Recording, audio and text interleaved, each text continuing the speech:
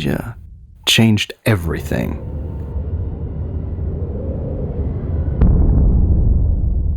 By now, it's been more than a decade and a half since Amnesia: The Dark Descent was first unveiled by Frictional Games and unleashed on an unsuspecting world, and after all that time and distance, it's become something of a faded memory in our collective ludic consciousness, merely another footnote in the horror gaming history books.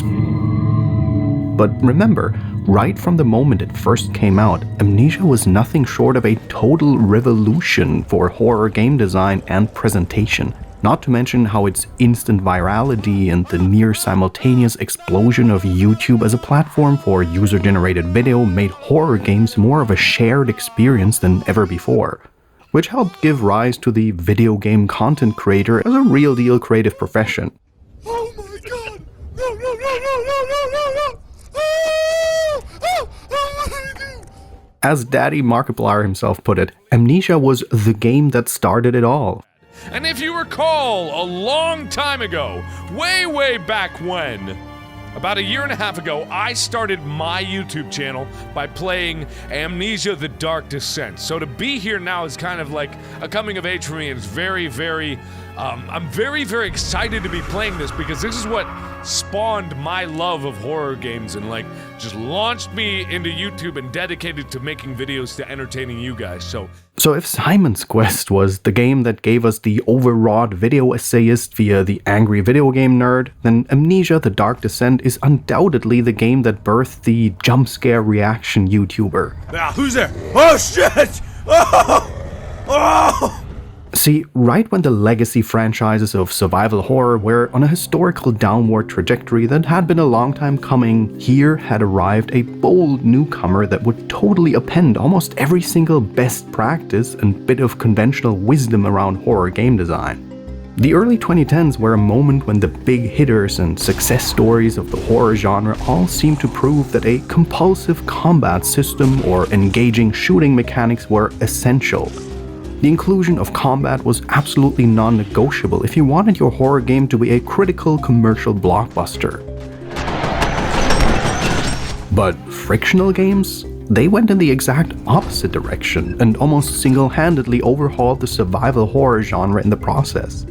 Released in 2010, Amnesia: The Dark Descent pried away the safety blanket of weapons and combat and replaced them with a pulse-pounding hide-and-seek immersive sim-light gameplay loop that forces the player to carefully manage their resources and always be on the run from overwhelming and terrifying foes.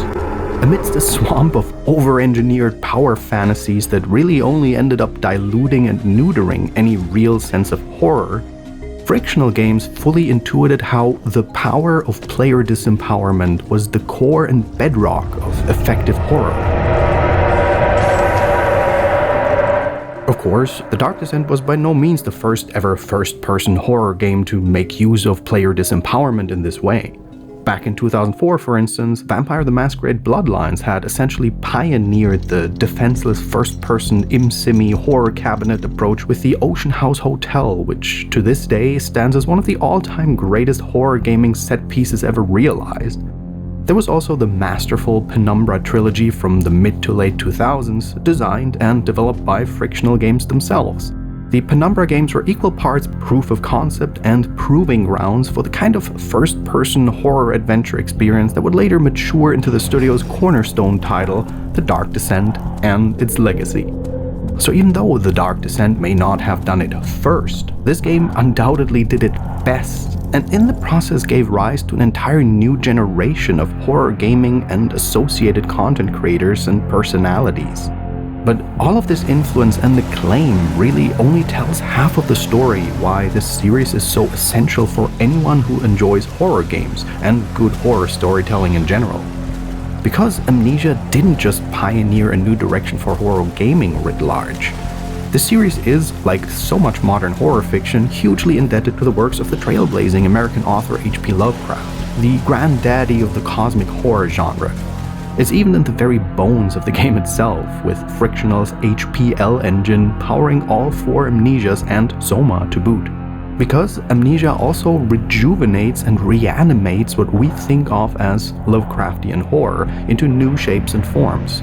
and the mind-bending excellence that results is the ultimate proof that this genre has so much more to offer than just pulsating squid beasts, writhing tentacles, and shambling shoggoths.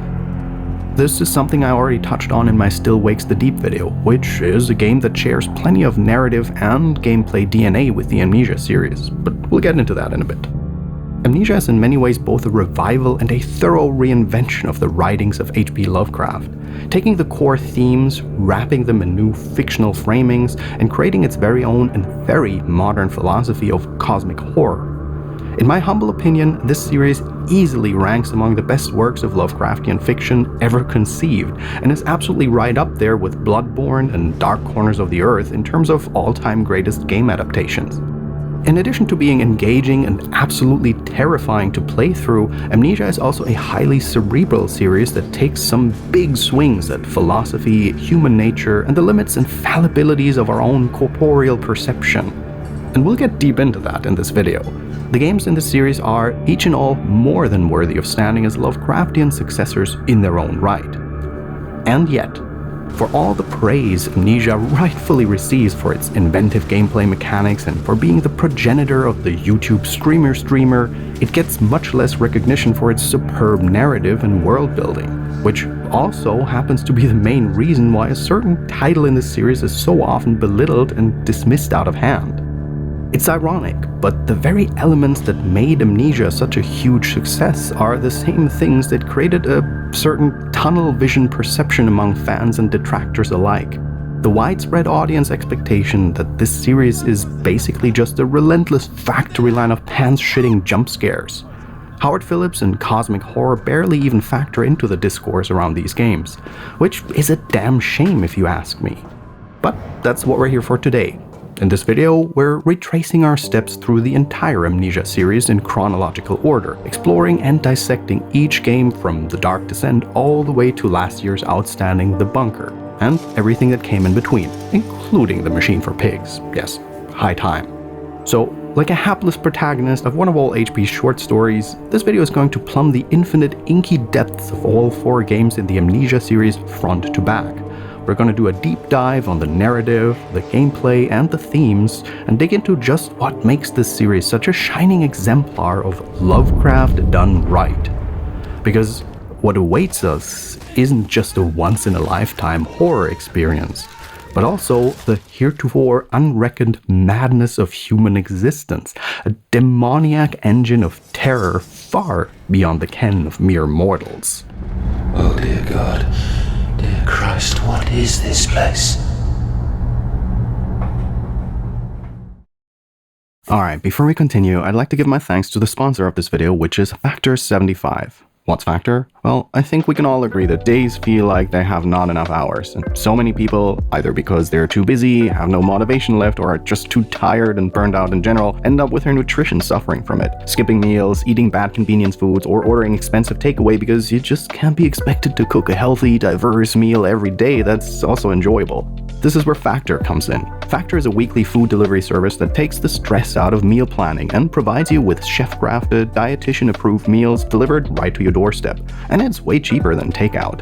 Skip the grocery stores, prep work, and cooking fatigue with over 35 meals to choose from every week, including options like keto, calorie smart, vegan, and veggie, and more. Factor also offers loads of versatile snack options like breakfast, smoothies, juices, small bites, and more to keep you going no matter what's on the schedule. And Factor's service is flexible. Simply change your order up every week with plans from 4 to 18 meals per week, or pause or reschedule your deliveries anytime. If this sounds like something you want to give a try, then you can get 50% off your first Factor box and 20% off your next month of orders using my link, which you'll find in the description, or you can simply scan the QR code with your phone. So thanks a lot again to Factor 75, and now I hope you enjoy the rest of the video.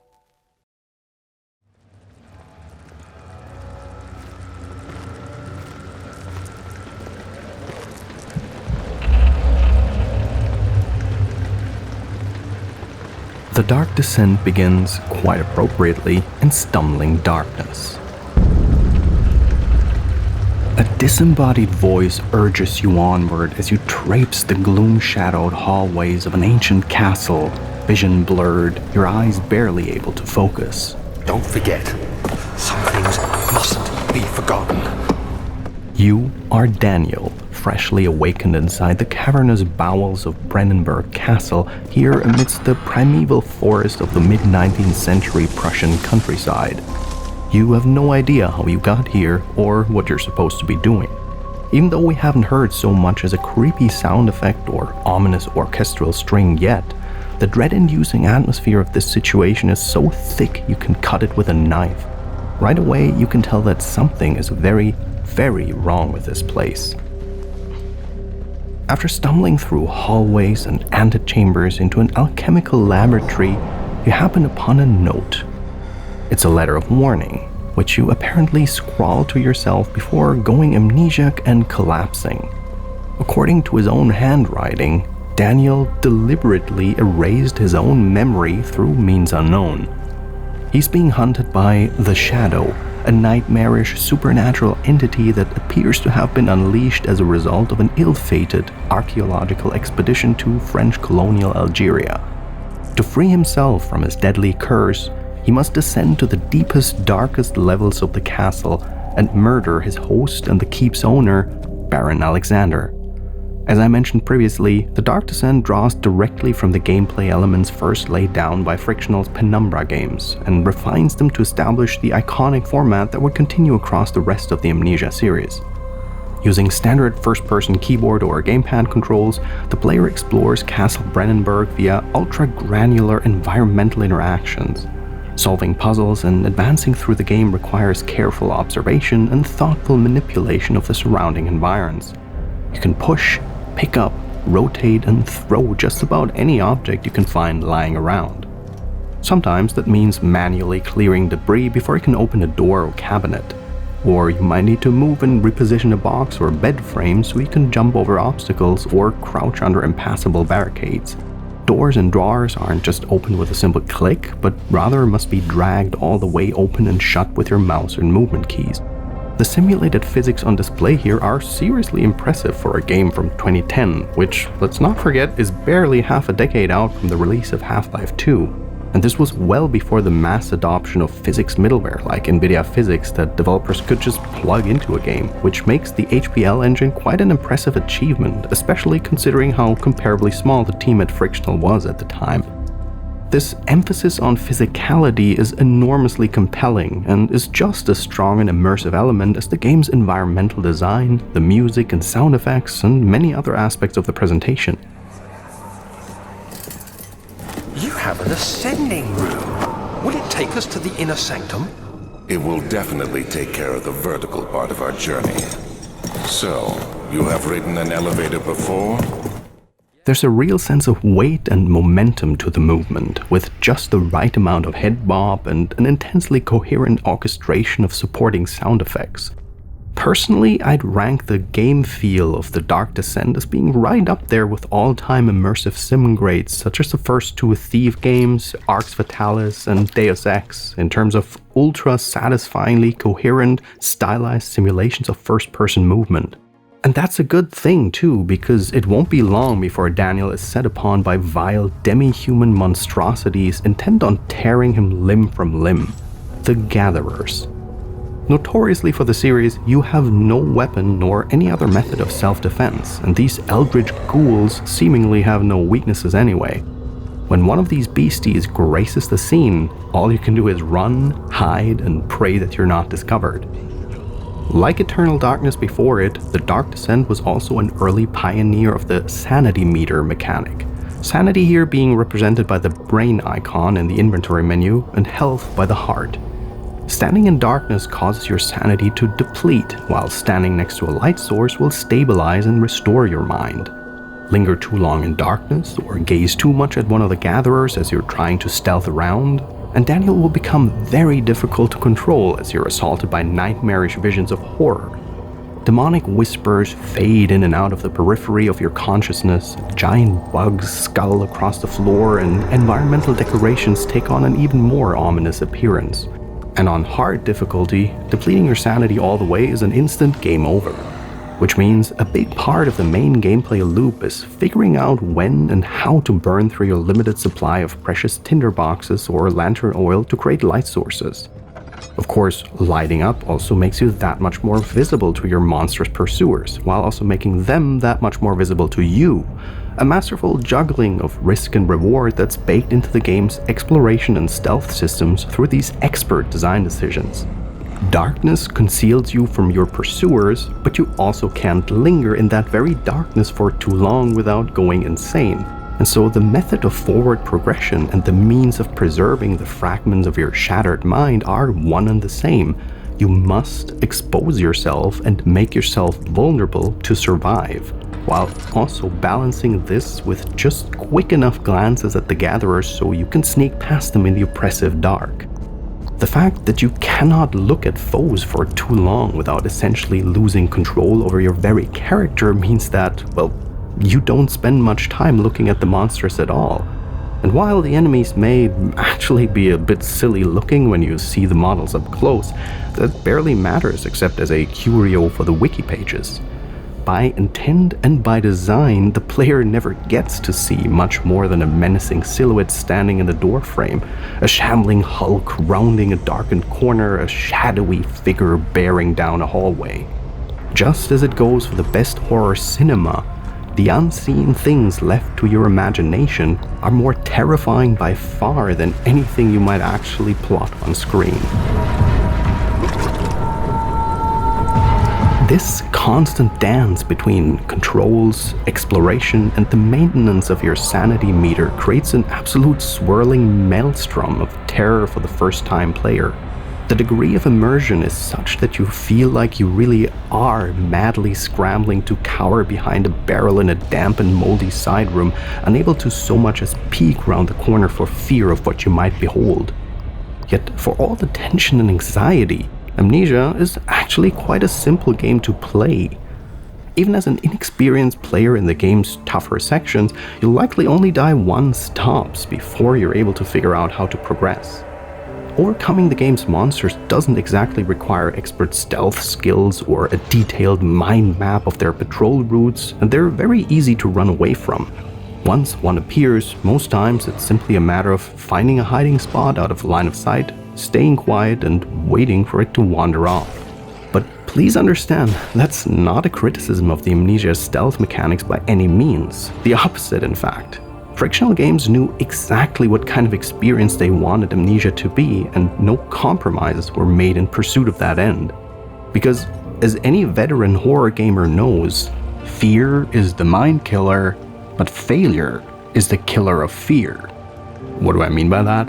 Well, think back to a time in a scary game maybe where failure meant you had to go through and repeat the same procession of scares 5, 6, 7 or more times. Once you've played and replayed once more, any sense of horror just totally vanishes and makes way for nothing but mind-numbing frustration and annoyance. Fail too many times, and the artificial haunted house nature of the experience makes it impossible to keep suspending disbelief as you endure the same scripted events over and over and over again. Amnesia: The Dark Descent, by design, consciously avoids this phenomenon from happening altogether, and that is brilliant in a way that is rarely talked about. As Daniel plumbs the depths of Brennenburg in pursuit of the devious Baron Alexander, the amnesia begins to lift, and the missing and incomplete pieces of the narrative slowly begin to take shape. While on a desert expedition across Algeria, Daniel discovered a mysterious crystalline orb beneath some ancient Roman ruins. But his greedy, fumbling fingers could not grasp what he beheld, and the orb shattered into pieces in the palm of his hand. From that moment onward, Daniel was cursed and haunted by a mysterious shadow bent on his degradation and destruction. But he learned through correspondence with the mysterious Prussian Baron Alexander of Brennenburg that there was a potential instrument of salvation already at hand, the mysterious esoteric substance known as vitae. Through the ritual use of vitae, Daniel was able to enact warding magics that keep the shadow at bay and even potentially lift the curse. But everything comes at a cost. Vitae is nothing less than the innate spiritual essence of living creatures, produced as a stress response to fear and trauma. basically eldritch cortisol. And only humans can produce vitae in the quantity and quality necessary to achieve Alexander's dark designs. And so, in order to fight a monster, Daniel willingly became a monster. Please, I didn't do anything. Paint the man, cut the lines. Paint the man, cut the lines. He and Alexander worked side by side to menace the local peasantry, entrapping and imprisoning criminals and innocents alike. They would torture their victims for days on end in order to produce the necessary amount of vitae, and once the process was complete, they would administer a tonic of forgetfulness in order to wipe clean their victims' memories. That way, they could relive their worst nightmares all over again and begin the vitae production process anew. Baron Alexander is revealed to be not just a scheming, parasitic rentier landlord either. He's also an ageless demonic entity from a parallel world, one who has been masquerading as a human and enacting these soul-consuming torture rituals for centuries, all in the hopes of returning to his abyssal realm of origin. Hard to decide which of those is worse, honestly. And you, dear Daniel, were so disturbed and distraught by your own sins that you decided only one course of action remained to you. Imbibe the tonic of forgetfulness to wash away the memories of your deeds, and kill Baron Alexander to put an end to his schemes. As you progress into the castle's inner sanctum, you encounter the disembodied spirit of none other than Heinrich Cornelius Agrippa. Agrippa is no character out of a fictional story. He was a real-life 16th century Germanic scholar of medicine, philosophy, astrology, occultism, and alchemy, aka one of the earliest incarnations of the scientific discipline. The pre-Renaissance discipline of alchemy was the first attempt by European thinkers to establish a fully systematized methodology of scientific inquiry and experimentation. Centuries before humanity had even the slightest inkling about the laws of motion or thermodynamics, alchemy was the science that gave us the principle of equivalent exchange, the notion that any act of recreation or expenditure of energy requires the transmission of an equal amount of life or energy from a separate source. It is impossible to create something out of nothing. If one wishes to obtain something, something of equal value must be given. This is the law of equivalent exchange, the basis of all alchemy. Among the alchemists of age and the scholars who recorded their deeds, this cosmic and esoteric concept could be summed up by a single, simple creed. As above, so below. This principle is the core of alchemy magic. Heaven and earth are not separate and disconnected realms, but in fact twinned mirrors of each other. So if you wish to wield power and transfigure matter here in this physical mortal realm, below, then you must offer the proper exchange or sacrifice to the hidden and incorporeal powers that govern all of creation, above. As one of the preeminent scholars of alchemy, the Agrippa of historical record is in many ways the prototypical magician philosopher, the scientific and spiritual seeker who attempts to peel back the facade of the Gnostic demiurge and discover the truth of existence. Agrippa's presence here in the Dark Descent should give the attentive player some inkling about the game's core themes and just what kind of end awaits our hero. I asked Alexander what he meant when he said he could protect me, and he answered that things can be done, but at a price. Because Agrippa and Daniel and even Alexander are all drawn from the same classic Lovecraftian archetype, the kind seen in almost all of HP's greatest works and novels. They are the magician and the seeker, unconstrained by religion or mundane belief systems, who pursue ancient mysteries, forbidden knowledge, and esoteric powers. And of course, for almost all of Lovecraft's protagonists, this quest usually ends with the seeker being consumed by cosmic horrors far, far beyond mortal reckoning. The most merciful thing in the world, I think, is the inability of the human mind to correlate all its contents. We live on a placid island of ignorance in the midst of black seas of infinity, and it was not meant that we should voyage far. The sciences, each straining in its own direction, have hitherto harmed us little. But someday the piecing together of dissociated knowledge will open up such terrifying vistas of reality and of our frightful position therein that we shall either go mad from the revelation or flee from the deadly light into the peace and safety of a new dark age. Which is pretty much exactly how things shake out for Daniel here in The Dark Descent. In the deepest, darkest depths of Castle Brennenburg, you finally come to face with Baron Alexander. You have 3 choices, each of which leads to a different ending for the game. You can submit and allow Alexander to complete his scheme and open a portal to his demonic realm. You can destroy the portal contraption and the castle and Alexander along with it and flee back to the mortal realm. Or, by allowing the portal to open and chucking Agrippa's severed head into it at the right moment, you can achieve the hidden ending. The shadow erupts to consume both you and Alexander, and the cosmic aperture closes for good. But in your final, fading moments of consciousness, you hear a voice portending further mystery still. There he is. Do you see him, Vaya?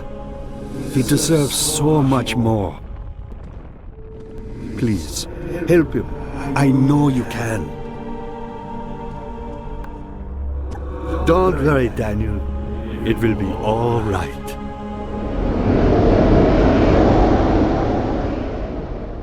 Does Daniel die? Or is his soul saved by Agrippa, potentially to be resurrected by the alchemical arts?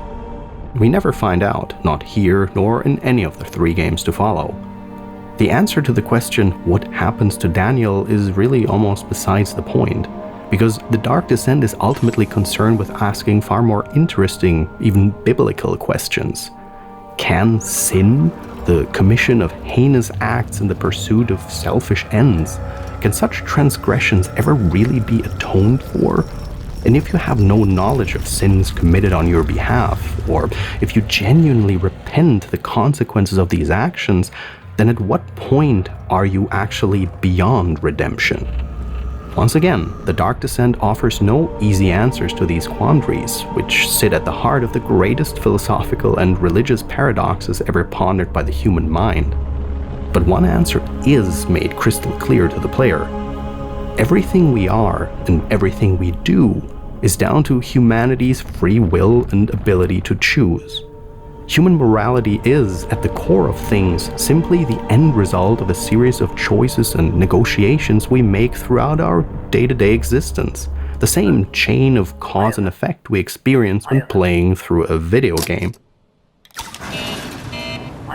As Aristotle kinda sorta once said, we are what we repeatedly do. Existence, then, is not an act, but a habit. If you choose atonement and redemption, but more importantly, keep working to make that choice a reality, absolution is never out of the question, even if that only means learning to make peace with your mistakes and your regrets. But just as Nietzsche warned us, if you choose power and self-interest above all else, even in the name of a just cause, then the pursuit of monstrous power will give rise to even greater monsters, starting with you. It is the law of equivalent exchange, the twinned duality of the physical and spiritual worlds, darkness and light, manifested like an alchemical incantation here in this humble horror video game. As above, so below. But The Dark Descent is more than just a once-in-a-generation horror game. Thanks to the robust set of modding tools available by Frictional, Amnesia can also live on as equal parts sandbox, toolkit, and playground. There are dozens upon dozens of excellent user-made games and scenarios to enjoy, known as custom stories. The Dark Descent even includes an absolutely stellar pack-in custom story in the form of Justine, a highly entertaining 1 to 2 hour capsule experience that also features some interesting tie-ins to the overarching series mythology. Some legendary custom stories like White Knight or the Penumbra prequel Necrologue can easily go toe-to-toe with The Dark Descent itself in terms of quality, and probably the most famous offspring of the bunch is none other than Gone Home, the walking simulator par excellence that indeed was first released as a mod for Amnesia.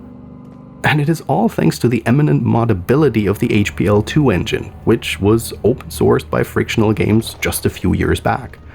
Now, anyone with the ambition can use Frictional's work as a starting point and seedbed for their own game design aspirations. Which neatly brings us full circle to H.P. Lovecraft actually once more.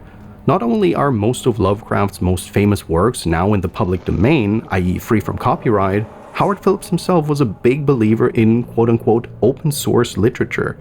He was an active collaborator with his contemporaries and encouraged authors far and wide to take inspiration from his works and create their own chapter or interpretation of the Lovecraftian mythos. Amnesia will no doubt outlive Frictional Games, just as Lovecraft's writings have outlived the man himself. Because, as the mad poet Abdul al-Azred once wrote, "That is not dead which can eternal lie, and with strange aeons, even death may die."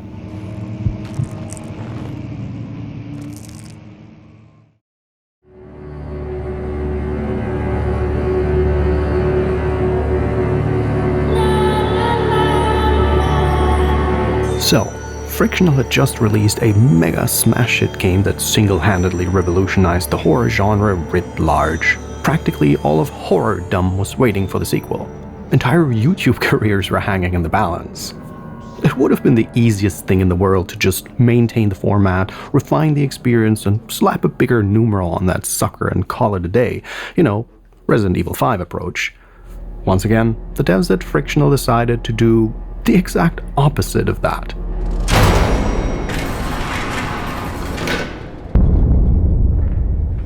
I just talked about the beauty of The Dark Descent's open embrace of modding for people to create custom stories powered by their HPL engine. This would bear fruit almost instantaneously. For the second outing in the series, A Machine for Pigs, Frictional Games turned over the reins to the UK-based devs The Chinese Room.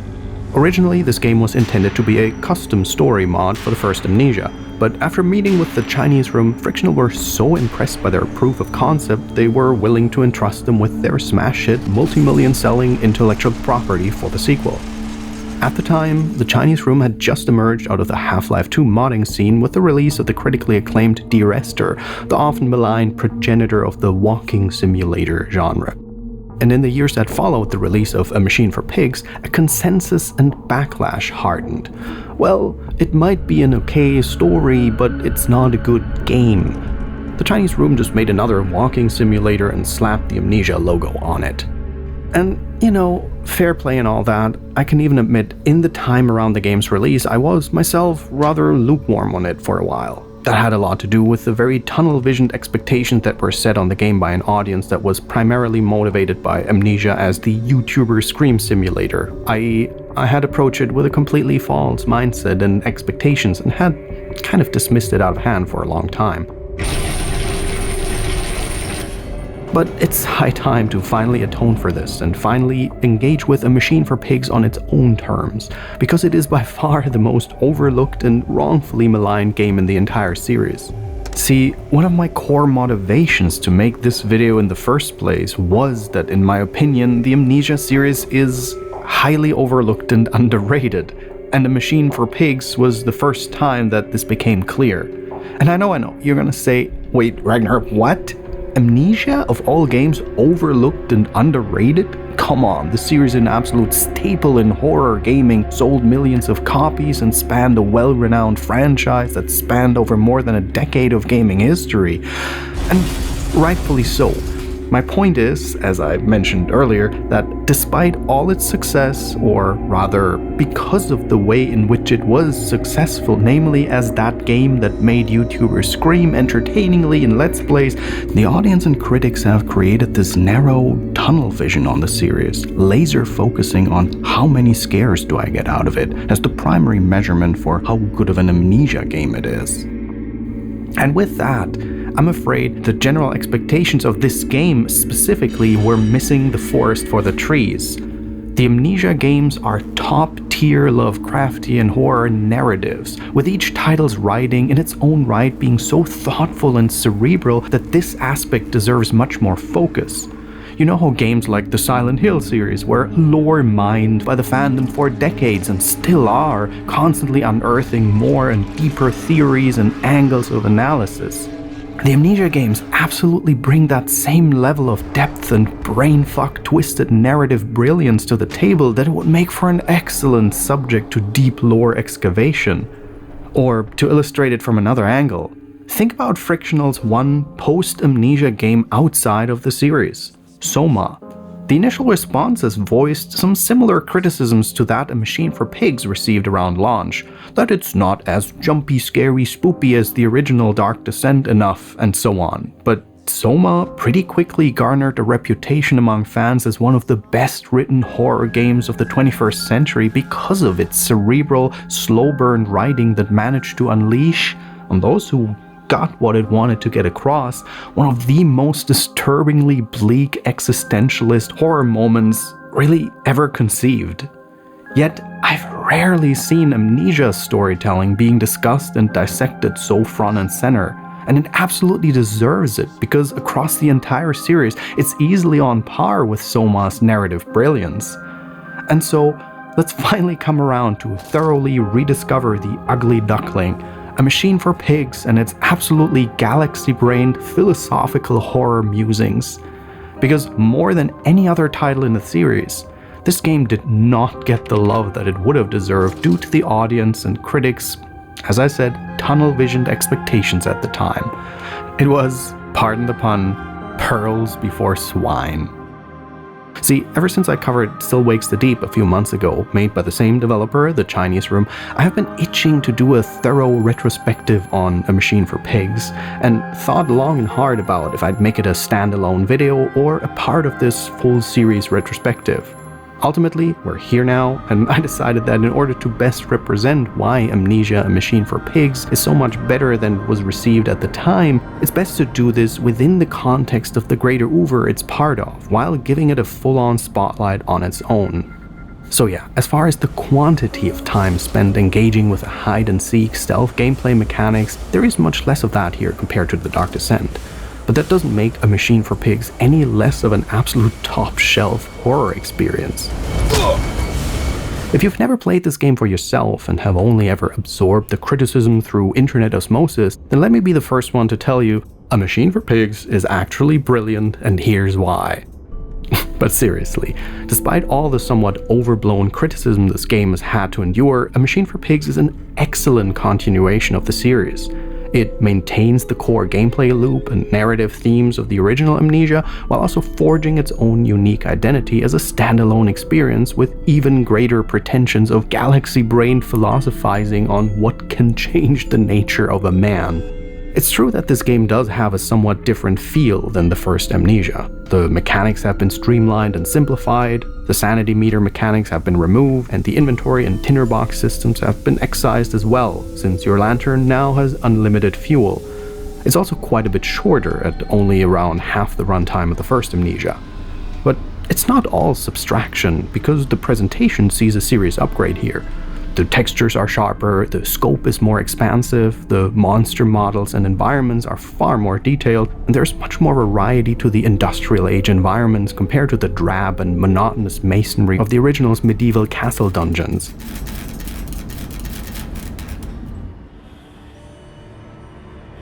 Just like Daniel in the first game, our protagonist Oswald Mandus awakens in an amnesiac stupor after falling out of a caged bed. It's New Year's Eve, London, 1899. In the wake of an apparently disastrous expedition to Aztec ruins in Mexico that left him reeling with a deadly fever, Oswald is unable to remember the who, what, where, why, or even how he got to this stately mansion in the first place. As you make your way down to the ground floor of the mansion, you come across various journal entries and audio logs that begin to reveal the narrative's contours. You are a butcher by trade, a renowned industrialist and magnate of the pork industry. Not long ago, you unveiled your life's work and crowning achievement to an awestruck public, the machine, an impossible contraption that automates the entire slaughtering, packaging, and waste disposal process, bringing in revenue hand over fist and making your business the envy of the whole British Empire. Then, you begin to receive phone calls from an enigmatic figure dubbed the Engineer, whose rich baritone voice coming through the wire makes him sound as though he could be your identical twin brother. Hello? Precious eagle cactus fruit. Help us. He reveals that your machine has been sabotaged by some unknown force. You must descend into the dungeonous depths beneath the manor, reactivate the machine, and find and save your missing sons Enoch and Edwin, who are in grave danger.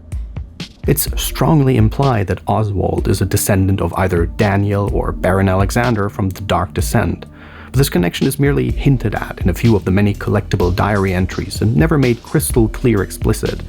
Aside from passing references to the orbs and vitae, A Machine for Pigs seems otherwise entirely unconcerned with serious lore or crafting any kind of grand overarching narrative, which is perfectly in keeping with the Chinese Room storytelling style, as well as the game's inception as a custom story mod. A Machine for Pigs very self-consciously does not spell out the intricacies of its narrative in excruciating detail. It's content to play to its strengths as a standalone narrative that feels almost like a spin-off or reimagining of the first game and its themes. There is a 100% coherent narrative here, but it's left entirely up to the player to be the narrative archaeologist, reading diary entries, observing environmental storytelling, and listening to audio logs in order to suss out their own deductions and conclusions. No conclusions or interpretations are offered, confirmed, or denied on purpose. You're incentivized to find your own meaning. So if The Dark Descent is an old-school Hammer horror joint, all castle dungeons and unfathomable beasties, then A Machine for Pigs is like the Hitchcockian thrillers that emerged in counterpoint to these classics. Rather than going all in on jump scares or standout moments of terror, A Machine for Pigs is much more concerned about conveying a slow burn, psychological horror vibe with a creeping sense of dissociative dread that escalates bit by bit as the player peels back the layers of the setting and story. Real fridge horror shit. And the machine itself is so wonderfully realized in this game. These environments look like they could have been constructed by human hands and with modern industrial materials, and yet they seem so vast and imposing as to be unreal, always towering over the player's perspective. Just like the fabled nameless cities of Lovecraft's old ones, the machine is a true impossible space, like something out of an old Piranesi sketch. Cyclopean, seemingly limitless, and larger than life.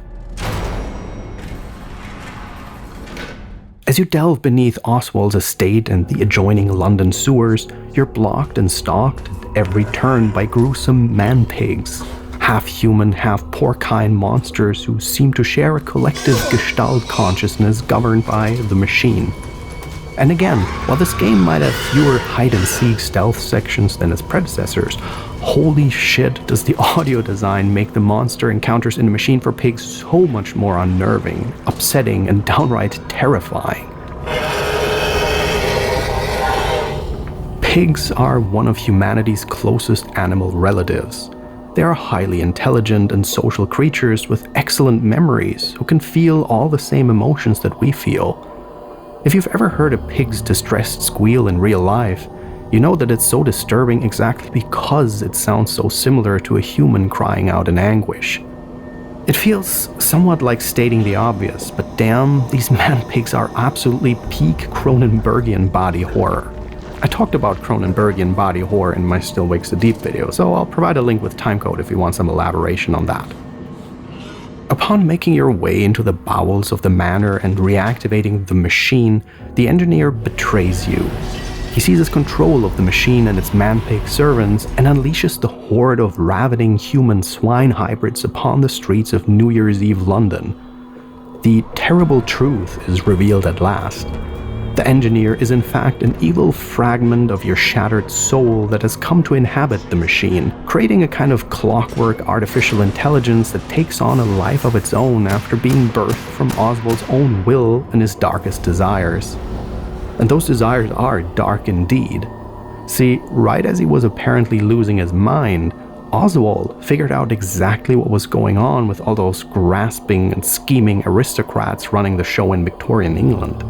He was a very smart boy who knew all there was to know about politics, and he had lived long enough at the top of the social pyramid to recognize that his fellow super-wealthy were, at heart, a gaggle of vile and parasitic beasts presiding over a staggeringly unequal society riven by violence and exploitation. You seem to have undergone quite a profound conversion in Mexico, Mr. Mandus. You could not have seen it yourself and not, Professor. As we disembarked, even through my fever, I saw the detritus of this so-called progress. I saw starvation and disease, rot and destruction polluting the waters of the Empire. We are ruiners, you and I, and all of us, and we make the world unclean. And you took it upon yourself to act as Redeemer. Professor, I would not be so presumptuous. I am merely a conduit. I am constructing an architecture to wrestle our damnation to the ground and smother it with steam. As Oswald saw in his fever-racked visions, the priesthood of the ancient Aztecs enacted rituals of gruesome human sacrifice to placate their dread gods. He knows firsthand that modern industrial society is powered by the very same carnage. The exploitation of the most vulnerable, the destruction of our precious and irreplaceable natural environment, and the imprisonment of all humanity within sprawling apparatuses of oppression and control.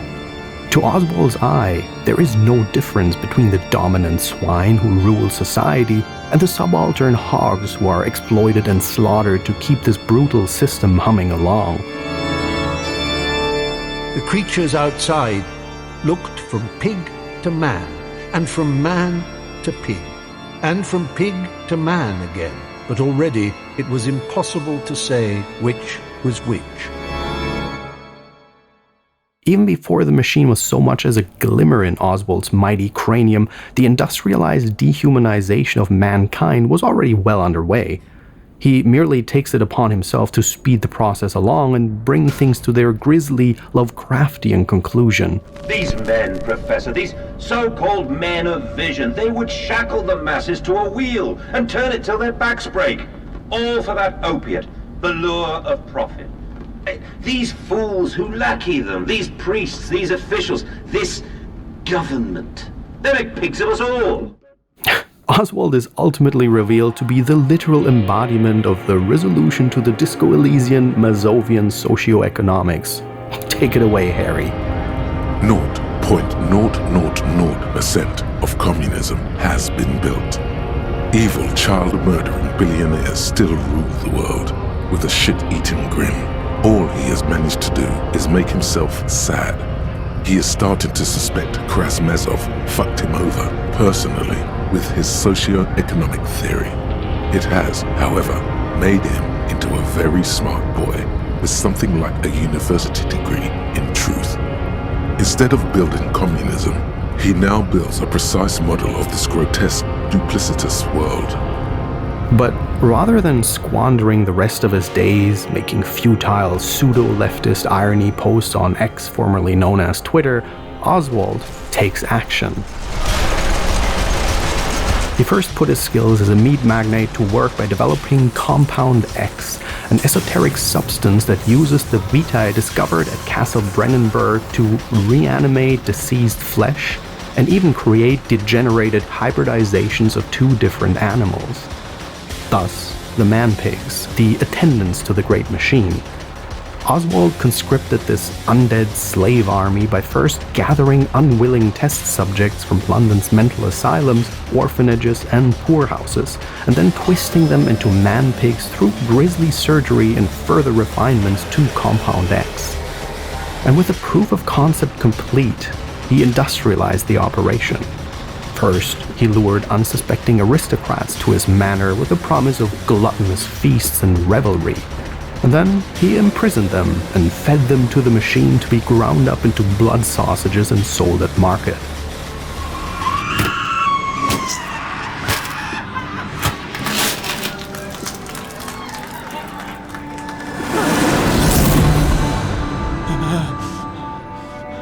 See, During that ill-fated trip down Mexico way, the Mandus family discovered a stone egg that unleashed an immaterial eldritch abomination sealed within the ancient Aztec ruins. This entity cursed Oswald with prophetic visions of the coming century and the great world wars that would consume untold millions of lives, including his 2 sons. And thus, the machine for pigs. Rather than automating his business by slaughtering pigs, it would be converted to instead slaughter humans at industrial scale in hopes of conducting a ritual mass sacrifice large enough to birth the deific eldritch entity who promises to avert the coming age of catastrophe.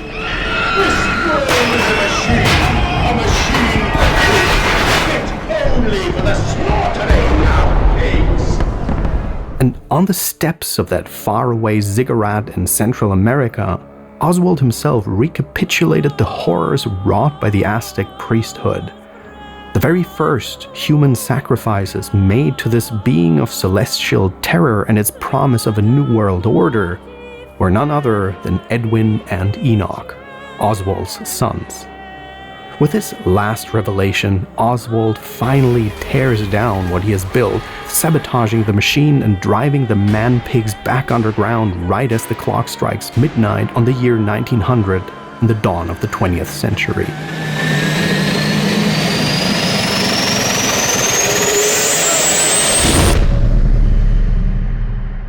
This is exactly what I meant when I talked about how the Amnesia series has put a new spin on H.P. Lovecraft. Because cosmic horror here has nothing to do with the pulsating, many-tentacled corpus of Azathoth or Cthulhu or the Fishmen of Innsmouth or the Color Out of Space.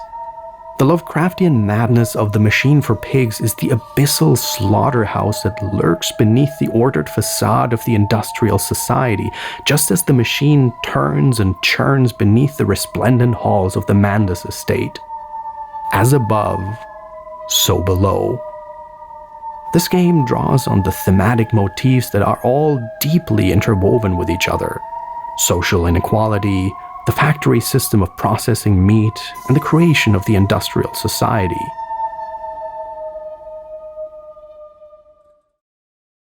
Henry Ford was an early icon of the industrial age, basically a real-life version of a magnate like Oswald Mandus.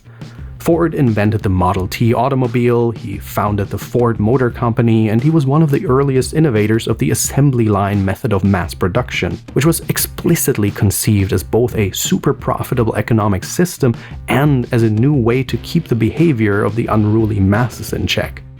Ford was also an unrepentant Nazi lover till the very end of his days, as so many robber barons of the time were. Industrial capitalism and supremacist ideologies have always been joined at the hip. Scratch a capitalist and a fascist bleeds. Very famously, Ford came up with the idea to create the automotive assembly line after visiting a Chicago slaughterhouse in 1910.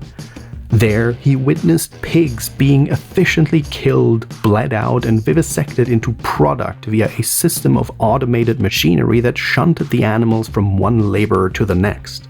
The machine for pigs isn't some far-off fictional conceit confined to the single video game. It's everything, the entirety of the modern industrialized world that exists all around us. It always starts with the least among us, but eventually everyone will be ground up into sausage, one way or another. A Machine for Pigs is its very own particular spin on Lovecraft, born out of the horrors of the industrial society, the dehumanization of the Taylorist Fordist assembly line, and the use of eugenics and scientific racism to force humanity into eternally fixed categories of master and slave. All of which were hugely pressing social concerns during Lovecraft's era, the late 19th and early 20th century, the exact same time period in which A Machine for Pigs takes place. This is 100% true blue Lovecraftian fiction, a tale of an incomprehensible cosmic madness straight out of the late 19th century, a vast death engine put in motion by human hands that is simultaneously far, far beyond the reckoning of mortals. Indeed, the real Lovecraftian horror on display here is fascism, as in the actual Benito Mussolini authored definition of fascism, signifying the complete merger of the nation-state with the corporation. Essentially, the unholy monster that results when politics and big business do the Dragon Ball Z fusion dance. Like so many of the most infamous despots of the 20th and 21st century, Oswald got so high on his own supply that he believed his authoritarian means were justified by the revolutionary ends. Oswald Mandus, for all his pretensions of liberating the lumpenproles and creating a more just and equal society, is a die-hard corporate fascist who follows the philosophy to the letter. A hyper-elitist authoritarianism that views everything and everyone, including its own family, as dehumanized property, fuel for the Moloch machine of industrial capitalist extraction and expansion. And this is ultimately why Oswald's revolution failed so spectacularly. He believed he could wield violent exploitation to end violent exploitation. What the hell are you talking about? You still don't get it. I'm using war as a business to get elected! So I can end war as a business. But as the Audrey Lorde quote goes, and as history has proven time and again, for the Master's tools will never dismantle the Master's house. They may allow us temporarily to beat him at his own game, but they will never enable us to bring about genuine change. How exceedingly fitting for this game to conclude its credit roll with that famous quote by none other than Leon Trotsky. The party that leans upon the workers but serves the bourgeoisie in the period of the greatest sharpening of the class struggle cannot but sense the smells wafted from the waiting grave. A full 10 years would pass following The Dark Descent before Frictional Games returned to their flagship series in the developer chair. But that doesn't mean they were sitting idle the whole time. They kept busy during the intervening decade working both on an Amnesia follow-up as well as a brand new title in their lineup.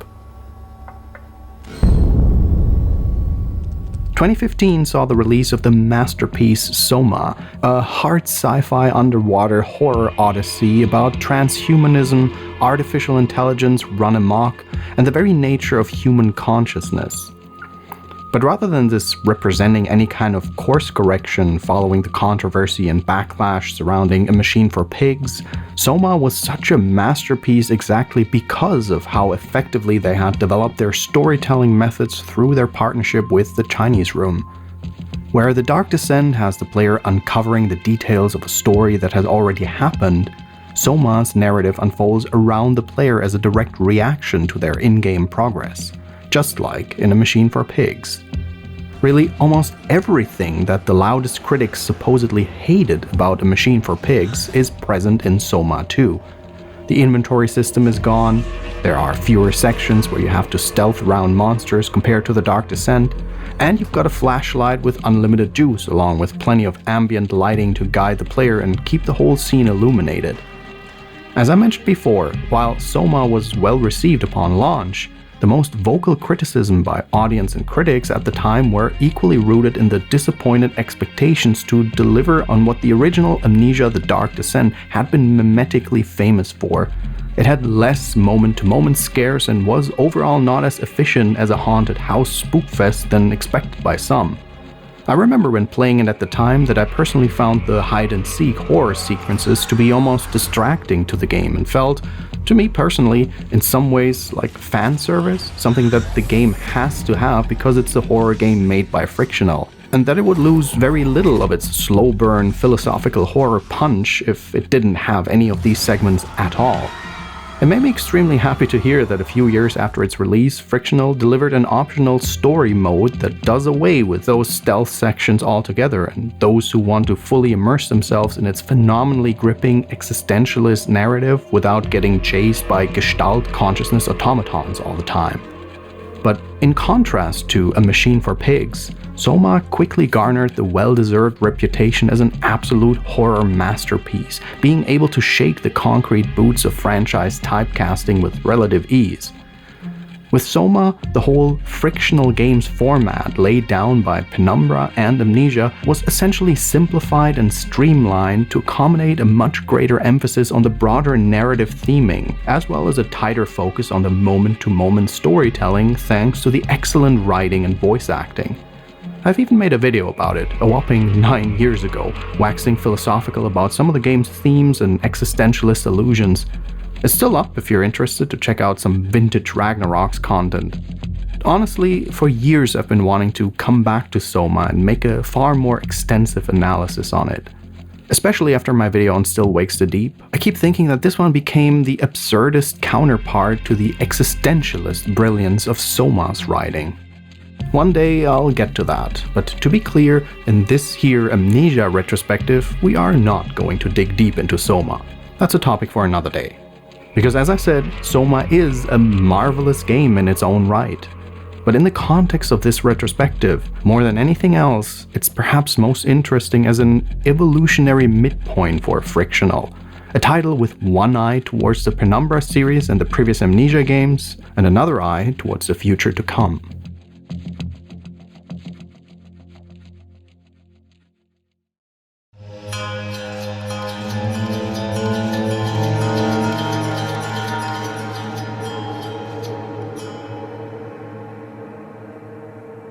In late 2020 then, a full 7 years after A Machine for Pigs, enough time for every cell in a human's body to be replaced, the next Amnesia game arrived after spending the better part of a decade in development. Rebirth. Featuring a brand new setting, a new female protagonist, and a, no other way to put it, bold new twist on the series' themes and lore. Right from the jump, Rebirth tells the player exactly what to expect, with a message cautioning that this game should not be played to win. Immerse yourself in the world and the story. And for those keeping score, this is a nearly verbatim callback to the intro of the Dark Descent's instruction manual. Always read the manual, kids. Can anyone read me? The year is 1937, and Anastasia Tassi Trianon is part of a mining expedition that crash lands in the French colonial Algeria. They are stranded amidst a vast horizon of deep dunes and inhospitable scrublands, many miles from civilization. Tassi awakens alone inside the wreckage of their plane, in the grips of, you guessed it, an amnesiac haze. She's unable to recall the particulars of the expedition, the names and faces of its other members, or even how she got here in the first place. And as she takes refuge in some rocky outcroppings near the crash site and begins to explore their cavernous depths, a galactic-scale cosmic horror begins to rear its Lovecraftian head. Strange, cannibalistic monsters known in local legends as ghouls begin to hunt and stalk Tassi. These are no mere unthinking zombies like the gatherers from the Dark Descent, but rather a kind of brute, predatory intelligence that seems to absolutely relish in the sadistic psychological torture they inflict on their prey.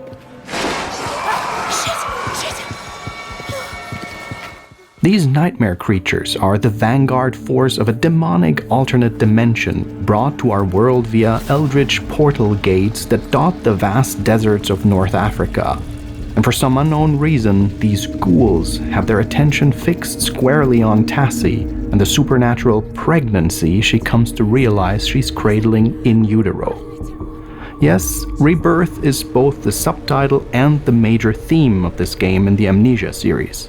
It's also a genuine and candid statement of intent that this would be a rebirth of the strongest elements of the original Amnesia, quite likely in response to some of the criticisms leveled at The Machine for Pigs.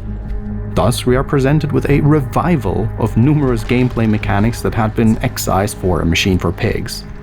Making their return are the inventory system, resource management via matchsticks and lantern oil, and a much greater emphasis on the mechanics of movement and stealth. In addition to jumping, crouching, and leaning, you can also hold down the crouch key to go fully prone. This renders you immobile, while on the flip side making it much less likely that enemies will spot you. crouching before you fall off the high ledge will enable you to perform a tactical jump that negates some or all of the falling damage incurred. All those additions to the movement mechanics add a much more authentic sense of bodily immersion when traversing the environs of Rebirth compared to previous entries in the series. Like in the first game, you must also regularly expend your limited supply of lantern oil and tinder in order to ward off the maddening dark. But Rebirth adds an ingenious twist to the mechanic. Lighting a stationary torch or candle in the environment requires you to manually burn a matchstick, and you can only carry 10 of them at a time. This is of course a wonderful case of video game inventory logic, because, come on, matchsticks? I can easily stuff a regular cartload of the little fuckers in a single pocket, but who gives a shit? We regularly accept stacking mechanics in all kinds of games where multiple items of the same type hammer space magically take no extra carrying capacity, so we roll with it. It's a brilliant game design twist here that adds a true blue classic survival horror resource scarcity element to the formula. It works and is near perfectly balanced to make it an extra stress-inducing challenge, but not have the artificial limitation be painstakingly frustrating. Upon lighting up, the matchstick will flicker for a few precious seconds, illuminating the scene and also offering you the chance to light another torch or candle in the environment. So if you move forward slowly and carefully, you can potentially get a lot of use out of a single matchstick and activate 2 or 3 or even more light sources. But crucially, running or going prone will almost immediately extinguish the lit matchstick you're holding. Which means, since the supply of them is so limited and since illumination is so necessary to your survival, that the interlocking mechanical push-pull between light and dark, safety and danger is the very same thing that intuitively compels the player to slowly and surely progress forward through the oppressive dark. Absolutely genius stuff. The sanity mechanic makes a comeback as well, rebranded and redesigned as the fear meter, which essentially combines both health and sanity into a unified attribute. Just as with the previous Amnesia games, lingering in the darkness, gazing directly at the monsters pursuing you, or even so much as hiding too long with a foe in proximity will start damaging you and increasing your fear level. But this is not the straightforward sanity meter of games past, whereby spooky visual effects kick in past a certain threshold and your character becomes more difficult to control.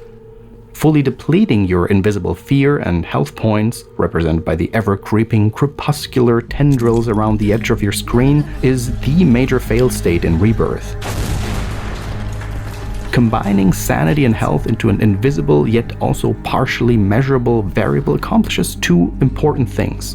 First, it's a far more interesting and effective way of conveying Tassie's state to the player, one that also has a highly compelling and narratively integrated explanation for why this mechanic functions the way it does. Fear is the Tassie killer. Do not allow yourself anger. Do not allow yourself to fear. You understand me, Tassie? And secondly, and just as importantly, it's just a way less ableist and more accurate interpretation of a core series theme. Quote-unquote, losing your mind in real life doesn't usually cause you to become a stumbling wreck with your vision going all wibbly-wobbly like you took a big old dose of shrooms. Succumbing to fear also isn't exactly the equivalent of a game over either, as in something that sends the player back to their last save point while zeroing out any progress made in the interim. Rather than ending the game outright, when you accrue too much fear, Tassie blacks out and becomes consumed by what seems like some kind of monstrous, all-consuming rage virus.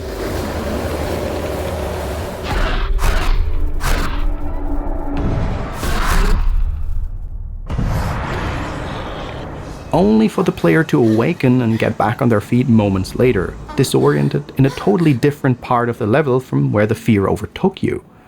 Usually this means the game will respawn you past whatever enemy or obstacle killed you, or at least move you closer to the goal of the current puzzle, while at the same time the enemy that got you is moved to a different part of the level as well, or just disappears outright, thus reducing the odds that you'll repeatedly die in the same area in the same way, which would cause a repetition that, as we mentioned in the previous chapter, is the absolute bane of effective horror.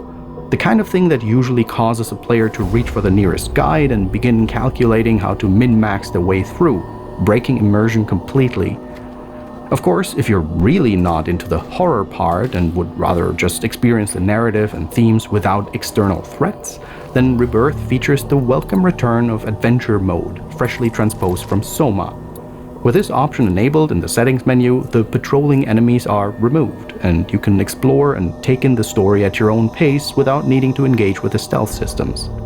Rebirth is nothing less than Frictional Games making a triumphant return to their flagship franchise. They incorporated the best elements drawn from the previous games in their repertoire, fused them to some new and forward-thinking gameplay mechanics over the course of Rebirth's development process, and delivered a new and reinvigorated synthesis. Much of the gameplay here feels appropriately Dark Descent. You'll trek through a wide variety of dark and foreboding spaces, carefully manage your resources, stealthily evade the nightmare horrors blocking your path, and uncover diegetic letters and photographs to pierce through the amnesia and uncover fragments of the larger narrative. But I can't. I won't stay here. There's something in the tunnels, I swear it. You won't be staying. You'll be with us, and I'll take care of you. But the stakes this time around are much higher indeed, and the journey is much, much wilder and weirder. The Dark Descent sketched the contours of the Amnesia mythos, and A Machine for Pigs gave us a glimpse at the terrible machinery churning beneath its skin. Rebirth, then, is the game that finally takes us deep, deep into the very heart of darkness. And just like Soma and the previous two Amnesia games, Rebirth is every bit as gloriously unsubtle and in-your-face as its forebears. Yep, we know writers who use subtext, and they're all cowards. Tazi, what's the sign say? My French is piss poor. Just that they were a long way from home. Speaking of which, playing as a pregnant woman makes for a very effective horror experience, and an interesting twist on the stealth mob gameplay, as it makes the player feel so much more vulnerable, and is a perfect intrinsic motivator to avoid danger, stay hidden, and generally act with utmost caution. In horror games, since we don't usually feel the pain inflicted on our character, there's often a certain disconnect between the player's state of mind and body and their character's behavior when it comes to avoiding danger. It's all part and parcel to the idea that failure is the killer of fear. Good old ludonarrative dissonance rears its head yet again.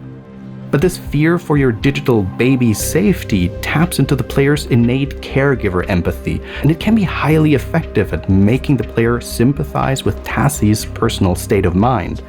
We may not feel pain as she so evidently does, but it really only takes the bare minimum of imagination and empathy to spark genuine anxiety over the fate of her precious, yet-to-be-born little one.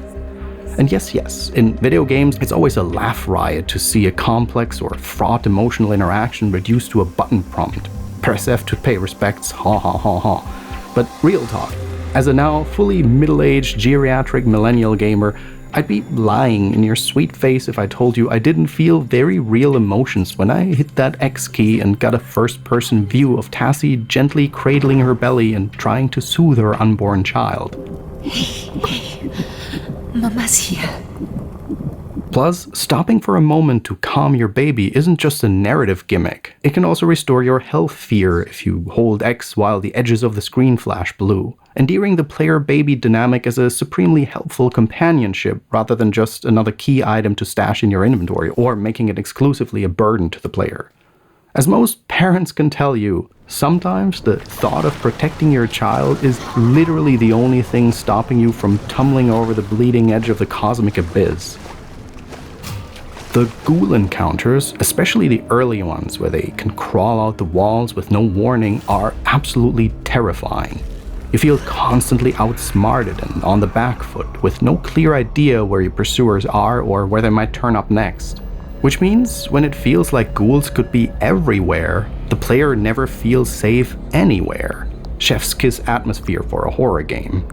This also makes for a marked contrast with the original Amnesia's gatherers, who always politely telegraph their appearance and give the player plenty of time to run and hide until they wander away and disappear. And unlike contemporary stalker horror games like Alien Isolation, the experience of being hunted in Rebirth is even more unpredictable and relentless. The player is never given a motion tracker to reliably reveal when a ghoul is close by, and they'll never randomly clear out of your way by upping sticks and disappearing into the ceiling vents. Which is also yet another case of frictional bucking trends. In this instance, in a genre they helped establish in the first place. Rather than just copycatting their direct rivals and going along with the industry best practices, they had a highly developed sense of exactly which design principles would and wouldn't work for the kind of game they wanted to create, and they executed on that vision with laser-like focus. There are slightly fewer stealth sections and chase sequences in Rebirth compared to The Dark Descent, though many more than in The Machine for Pigs, which was very light on stealth. But this plays to the game's strengths by making each encounter feel that much more tense, purposeful, and life or death. A textbook case of quality over quantity. With health and fear being one and the same, the monsters and the darkness alike are truly deadly and fearsome foes that you're incentivized, both mechanically and narratively, to avoid at all costs. And since your mental physical state is only represented by the creeping tendrils of darkness clouding your vision, you never know exactly how much health fear you have left, which further emphasizes instinctual play over falling into a min-max mindset. Little side note here, this kind of reminds me of how the lead designer of Jagged Alliance, Ian Curry, said in an interview that he deliberately never wanted the game to display chance to hit as a percentage value because of how it disincentivizes players from making decisions based on their gut intuition. Because with numeric percentages displayed on screen, they come to expect a certain result driven from intuitive and faulty odds calculations and get bogged down in the numbers instead of enjoying the play experience on a more instinctual level. You know, that classic XCOM feeling. It was a 90% chance to hit. What do you mean I missed? Anyway, this opaqueness to Rebirth systems is the main thing that drives the magnificent feedback loop between the stealth and various resource management mechanics. Every step you take becomes its own kind of ultra-tense, split-second dilemma. Do I burn through my limited resources to try and more safely navigate forward? Or do I risk it all to press on into the looming dark in order to preserve my precious matchsticks and lantern oil, knowing full well that I might be easy pickings for any slavering ghoul waiting round the next bend? Classic survival horror at its finest. And there's another equally vital element from The Dark Descent that Rebirth amplifies and enhances: the narrative themes of Lovecraftian horror. Where The Dark Descent is a more straightforward interpretation of the classic Lovecraft tales, Rebirth offers a new take on the mythos, drawn out of some of the greatest cosmic horrors of human history: colonialism and imperialism. Early on in the game, the player will make their way through a deserted fortress of the French Légion étrangère, the Foreign Legion, nestled among a sea of ever-shifting sand dunes. The whole fortress is pure pandemonium, a sense of utter carnage. Impaled corpses drip blood as they swing from the rafters, and dismembered body parts line the corridors. The environmental storytelling suggests that some kind of gruesome battle took place here, with the hapless soldats taken completely by surprise and literally torn to shreds. Deep in the fort's central arsenal, Tassi discovers the booby-trapped corpse of the commanding officer, cradling a French tricolore in his lap and a suicide hand grenade pinned to his torso. Nearby is a note whose ambiguous wording suggests that the fortress was besieged by local natives, possibly in retaliation against two of the soldiers who sexually assaulted women from the local village. We tried to die in defiance, but the devils will not allow it. Suicide is a sin, but the Lord has deserted us, and I will not give these demons their satisfaction. Does the commander's note narrate the fall of the fortress at the hands of the region's indigenous peoples? The manifestation of that ultimate colonial fear of the all-conquering rage of the native savage? Or does this death note in fact refer to the demonic ghouls who now stalk its blood-soaked halls and sadistically mutilate the corpses of its former occupants? We'll never know. French trooper, I suppose. Trouble with the locals.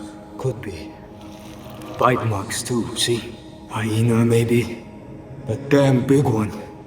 Didn't finish its meal. Another note found in the same fort sees a French soldier musing about how much he despises the Algerian natives. If given the choice or chance, he would massacre the region's entire native population and figure out some kind of post-facto justification to give the French authorities. As modern enlightened individuals we are, of course, supposed to wrinkle our noses at these displays of obviously vile and in-your-face racism.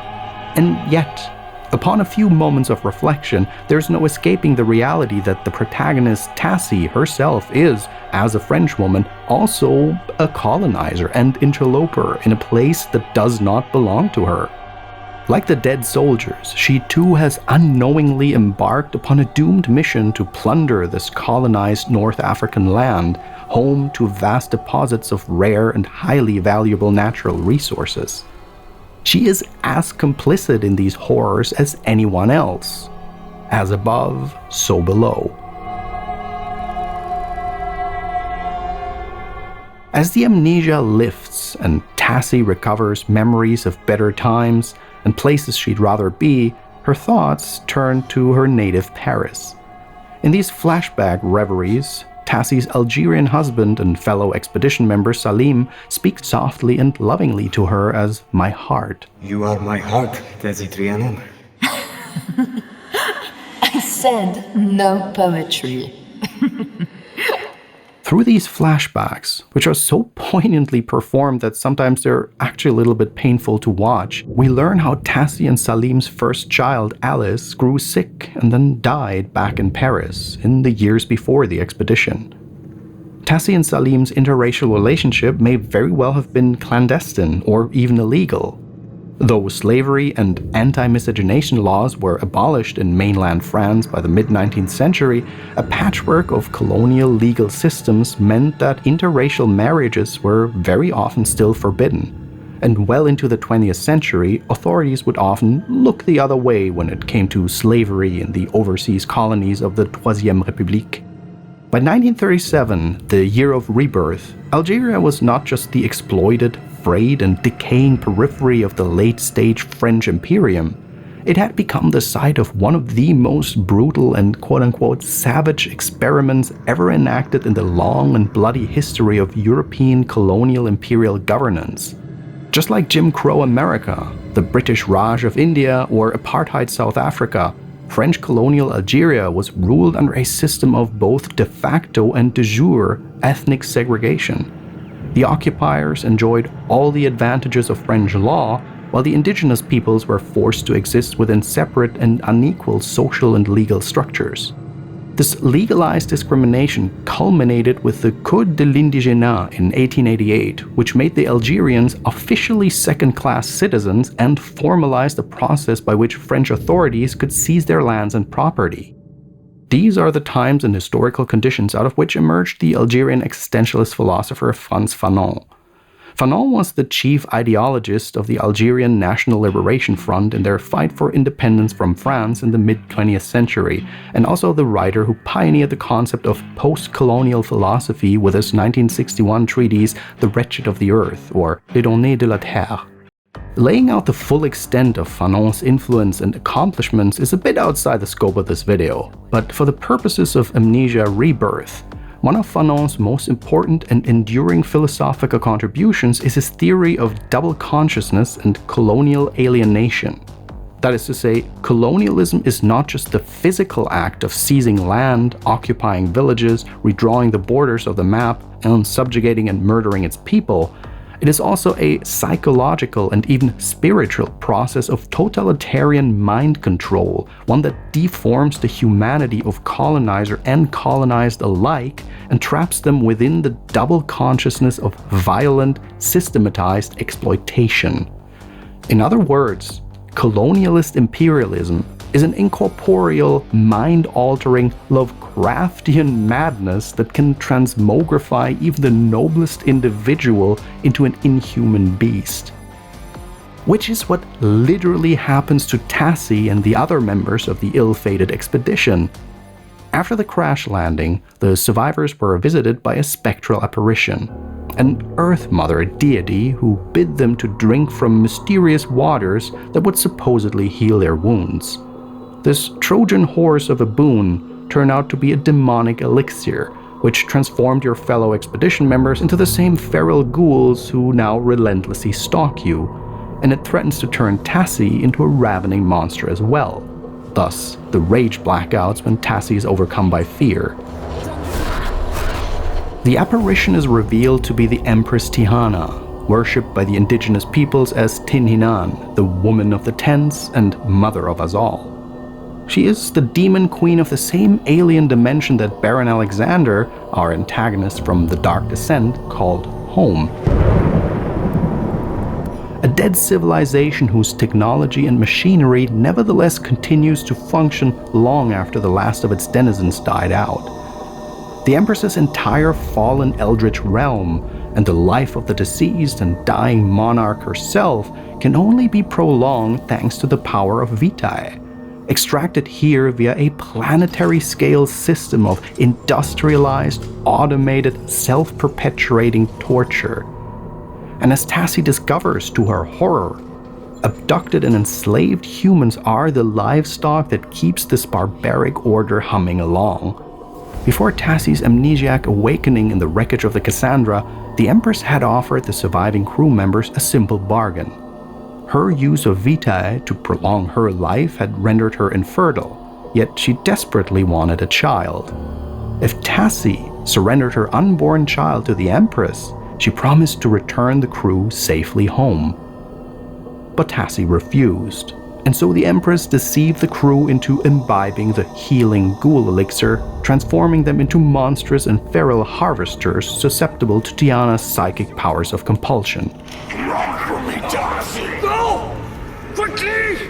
The fallen, post-apocalyptic world from which these alien colonizers hail is revealed to be a scene of abject horror, a psychedelic vision of a supernatural hellscape that rivals anything seen in the new Doom games. Sickly green, overcast skies flicker and crackle with sheet lightning as colossal statuary and skyscrapers tower over the petrified figures of the tormented masses cloaked amidst the fog-shrouded landscape. And yet, as Tassi uncovers more fragments of the realm's history, the alien strangeness of this place slowly but surely gives way to a kind of creeping, horrific familiarity. A society that is easily recognizable to us modern denizens of the 21st century, or indeed equally familiar to the era of H.P. Lovecraft. Before the collapse, the industrial and governmental systems of this other world were controlled by Empress Tiana, who ruled as an autocrat. In order to save her own life and extend her reign indefinitely, Tiana oversaw the mass industrialization of the Vitae production process. This, in turn, sparked a renaissance of technological progress, greatly increased the living standards of her subjects, and ensured the total supremacy of the Empire's military. And all it required was a brutal, systematized regime of slavery and terror that feeds on the pain and fear of living creatures, all in the name of civilization, progress, and the greater good, of course. This civilization, like so many other mighty empires across history, is fueled by the exploitation and suffering of its subjects. The evil that animates human imperialism is allegorized and made explicit in Empress Tiana's realm, a parallel world whose denizens are also colonizing Algeria in order to literally suck the life out of its people. As above, so below. Indeed, these twinned themes of Amnesia Rebirth are perfect reflections of the game's subtitle, the themes of empire and the capital C creation of capital L life. All throughout the game, these two almost supernatural concepts keep recombining and resynthesizing, producing one allegory after another for how even the best of intentions can still give rise to the absolute worst of the worst aspects of human nature. This is the Ultima Thule of existentialist pessimism that sits at the heart of Rebirth, drawn straight out of the philosophy of Frantz Fanon. Both individually and writ large, humanity, from the moment of our birth until the hour the casket drops, will always be slouching inexorably towards cosmically horrific evils that outlast our short lives and self-perpetuate without end. The very first expression of this thematic motif the player will experience is how Tassie undergoes rebirth many times throughout her journey. She clambers and crawls through pitch-black caverns and tunnels, and then emerges into the sudden contrast of blinding light, again and again. Over and over, Tassie is returned to the metaphoric womb of blood-slicked caves and shrouded nightmare realms. And after much struggle, she battles her way out into the life and light, only to have to repeat the process over and over and over again. The desert setting, an environment where birth and decay, life and death are juxtaposed in such extreme and dramatic ways, is a very appropriate thematic backdrop for this game. In the imaginations and history books of Western imperialists, North Africa has for centuries stood as a kind of mythic, demon-haunted realm, a swirling, sand-baked nexus of inhospitable deserts, bloody savagery, and esoteric powers, which is also perfectly of a piece with some of Lovecraft's most famous works of fiction, such as The Nameless City, the very first story of the Cthulhu mythos, where deep beneath the sands of the Arabian deserts, an archaeologist discovers a vast and uninhabited city of fabulously cyclopean architecture, a dread citadel seemingly built by alien hands. Yet for these same reasons, Rebirth's choice of setting is ultimately revealed to be a highly intentional narrative design decision, reflective of the fact that Algeria has existed at the crossroads of scores of cultures, civilizations, and empires all throughout human history. For people who have lived their lives on the receiving end of the imperial bayonet, the French fortress depicted in Rebirth, cannons pointing outward from its parapets, and a tank parked in its central courtyard, this imagery is just as unsettling and horrific as any demon of legend. As anyone familiar with 20th century North Africa can tell you, that fort is not just a powerful piece of symbolism, it's also the physical embodiment of one of history's most violent imperial regimes, the latest and last in a line of centuries of bloody conflicts and conquests across the sands of North Africa. Meaning, the entire purpose of the game's setting is for the player to be thinking not just of fantastical, demoniac, Lovecraftian alien overlords, but also of the real-world history and horrifying legacy of European imperialism. God and Mother Mary, look at this place. All these people. So much torture and pain for what? To keep the lights on? I know writers who use subtext, and they're all cowards. A grim, self-perpetuating empire of death. In a game called Rebirth, with a main character who gets symbolically reborn over and over again. The in-your-face message here is that humanity, with its never-ending quest for civilization and progress, is constantly creating and perpetuating fresh, unimaginable, soul-destroying, Lovecraftian terrors. There is no such thing as a noble, enlightened empire. There never has been, and there never will be. Every imperial dominion in existence claimed to pursue a better, more enlightened form of civilization. And without fail and without exception, their every success and achievement was built atop the blood and bones of a subjugated and exploited other. Until they arrive at the end of history, as all empires eventually must, only to find that nothing less than cosmic horror awaits as they descend into oblivion. But history itself rarely happens by accident, it happens by choice. There's always a choice, even if that means choosing not to decide and simply walk away from Omelas.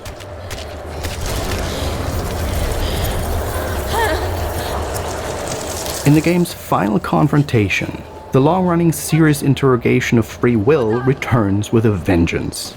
Deep in the dread heart of the Empress Tiana's ruined palace, you're presented with a final, impossible choice.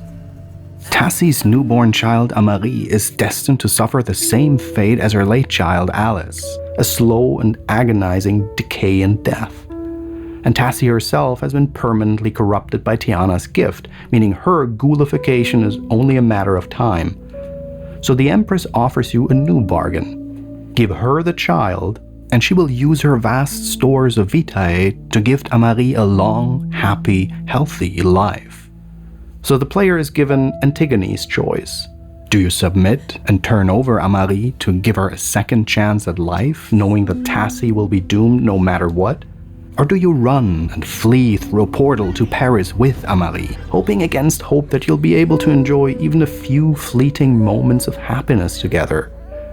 Or do you strike a final, decisive blow against the Empress and destroy this rotten civilization and vitae-powered machinery that supports it, knowing that neither you nor your child will likely survive the cataclysm? Once again, there is no good ending, regardless of which choice you make. Each outcome offers an equal measure of hope and despair, and really, that's for the best. Offering the player an Obsidian-style, everyone walks away happy ending in a game like this would be an eldritch farce. I made a video on the classic point-and-click adventure Call of Cthulhu Shadow of the Comet a few years back, and my biggest point of criticism for this as a direct adaptation of a Lovecraft tale was that, well, hear for yourself. To get to the point, we want to say...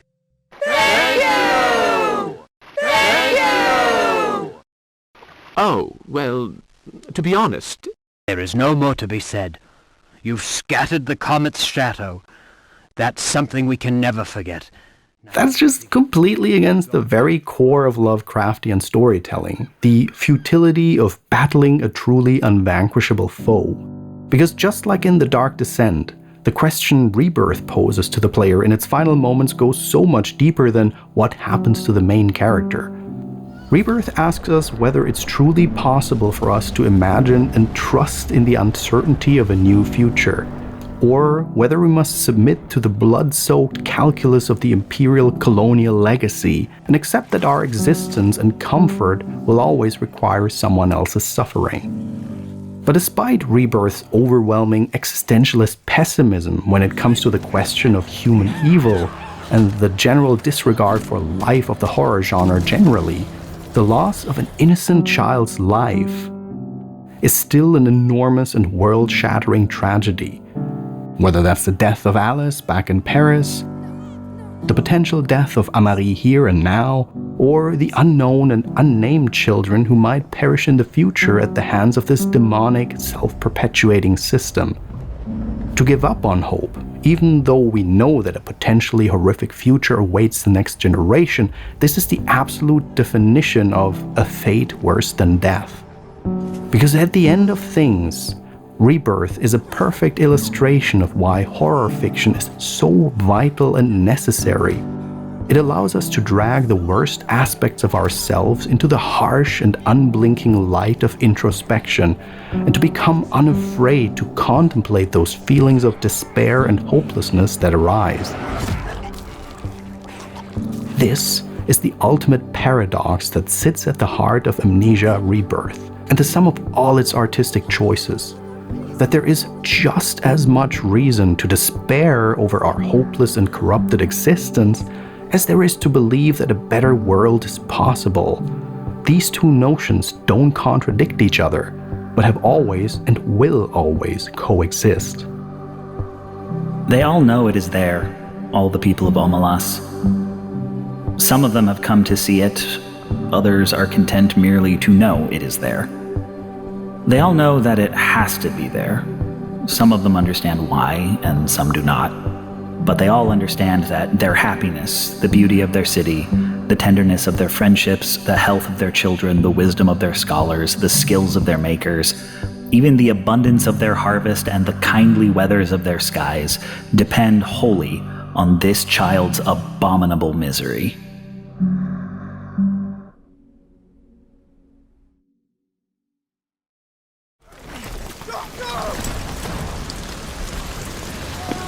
trench. I'll lead you to the rendezvous. The Bunker is, at the time of this video's release, the fourth and most recent game in the Amnesia series. It's also the latest and greatest masterpiece to emerge from the Frictional games format first laid out by Penumbra all the way back in 2007.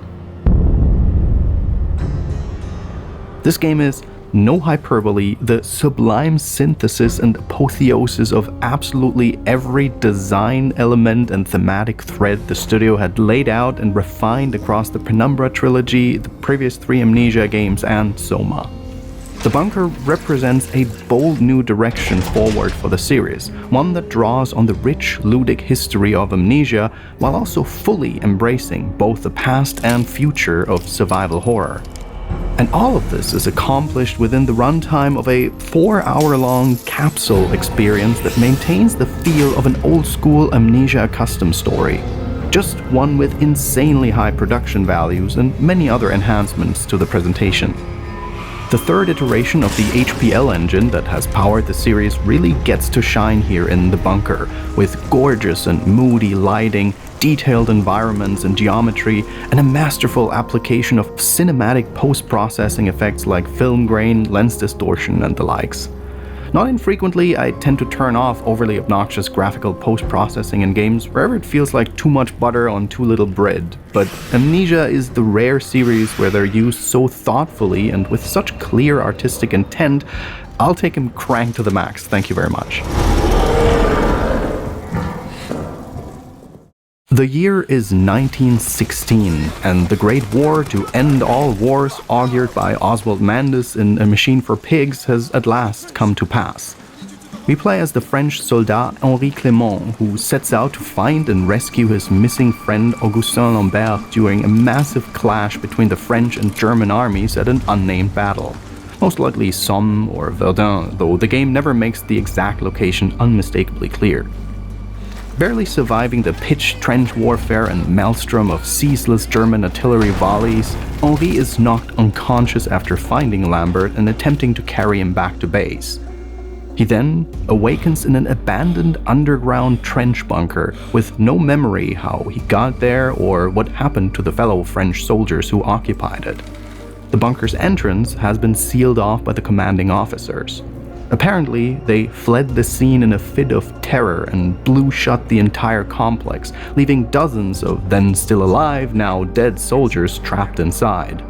Henri quickly learns that his only hope is to find a cache of dynamite that's been stashed somewhere deep in the bunker's arsenal and use it to demolition man his way to freedom. And never mind those Roman ruins and subterranean aqueducts like the ones from the previous Amnesias that the soldiers discovered deep underground. I'm sure there's nothing to worry about, just a coincidence. Anyway, all the meanwhile, cataclysmic thuds of dueling artillery fire continue to rumble overhead, an ever-present reminder of the never-ending mass slaughter that's raging just a few yards above your head. Except, you're not actually alone in here. In addition to a profusion of rodents of unusual size, feasting on the butchered remains of your comrades, there's also a shambling demonic beast who stalks you through the corridors of the bunker, only too eager to sink its misshapen maw right into your vitals. And unlike the previous Amnesia games, when the stalker killer lays paws on you, it is 100% fatal 100% of the time.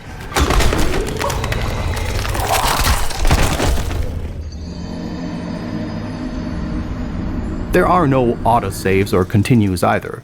Death means getting sent back to the bunker's central safe room and losing all of the progress made since your last manual lantern save.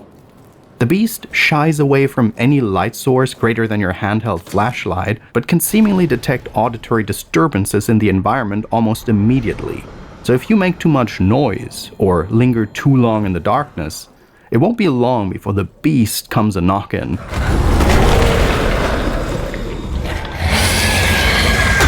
But don't worry, because Frictional has heard and answered our prayers. At long last, the Amnesia protagonist is defenseless no more. The bunker puts a revolver in Henri's hot hands nearly as soon as things get going, which means the player finally has a way to fight back. Henri's Big Iron is one of the finest revolvers ever realized in a video game, both for its accuracy to how a real-world wheel gun operates, and for the methodical and absolutely lavish first-person animations. You have to open the cylinder, eject the empty brass, load in fresh rounds one by one, and then snap it shut before you're ready to aim and fire again. For anyone who hasn't spent insane amounts of time practicing speed loading techniques, this process takes time, and so does it here in the game. Now, a word of warning for any aspiring six-shooters out there in the audience, Henri has clearly read so many dime store novels that he does a cowboy flick-of-the-wrist move to open and close the revolver cylinder. No matter how badly you want to feel like Dirty Harry, please don't do this with a real gun. It's a great way to throw the cylinder out of alignment and potentially even cause a round to blow up right in your face. Anyway, let's get to the fun part and see what this baby can really do. Yep. At best, a direct hit can cause the beast to retreat back into the walls, but just as often the only thing it'll achieve is merely stun it for a few seconds. Well, ain't that a letdown? Where's my gunslinging power fantasy? Once again, you are being relentlessly pursued by a virtually invincible stalker killer, and all you can do is marshal every tool and limited resource in your arsenal to run, hide, or deflect your foe as best you're able.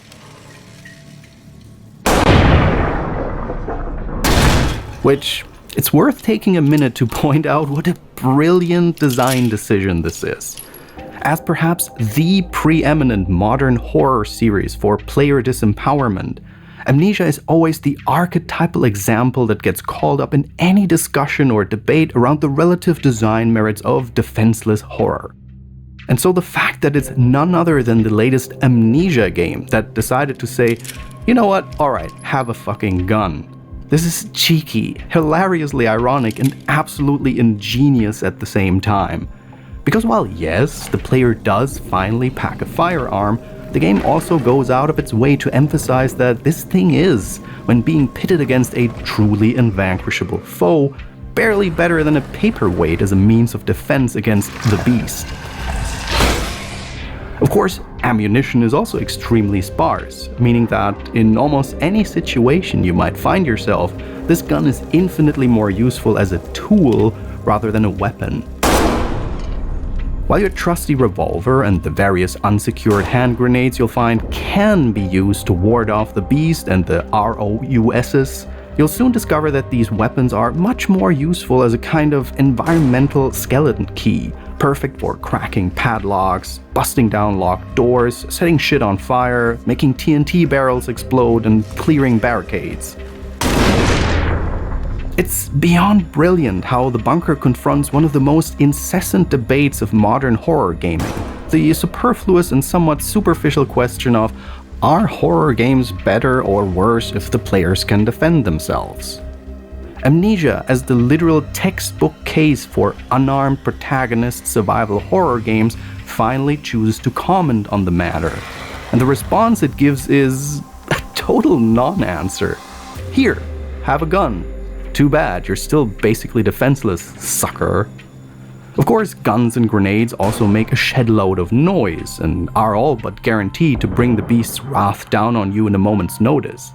If you fire a round or toss a frag, you'd best get to stepping and find an out-of-the-way corner to hide in, because the beast will be upon you in mere moments. This setup is pure Amnesia, the kind of experience we know and love from the previous 3 games, but expressed here via a totally different approach to the risk versus reward mechanics and gameplay. On top of that, where the previous games were highly guided, almost on rails experiences, Frictional once again changed up almost everything for the sequel. The studio's whole MO is demonstrably to be always iterating on and evolving their own design principles, and never resting on their laurels or chasing trends.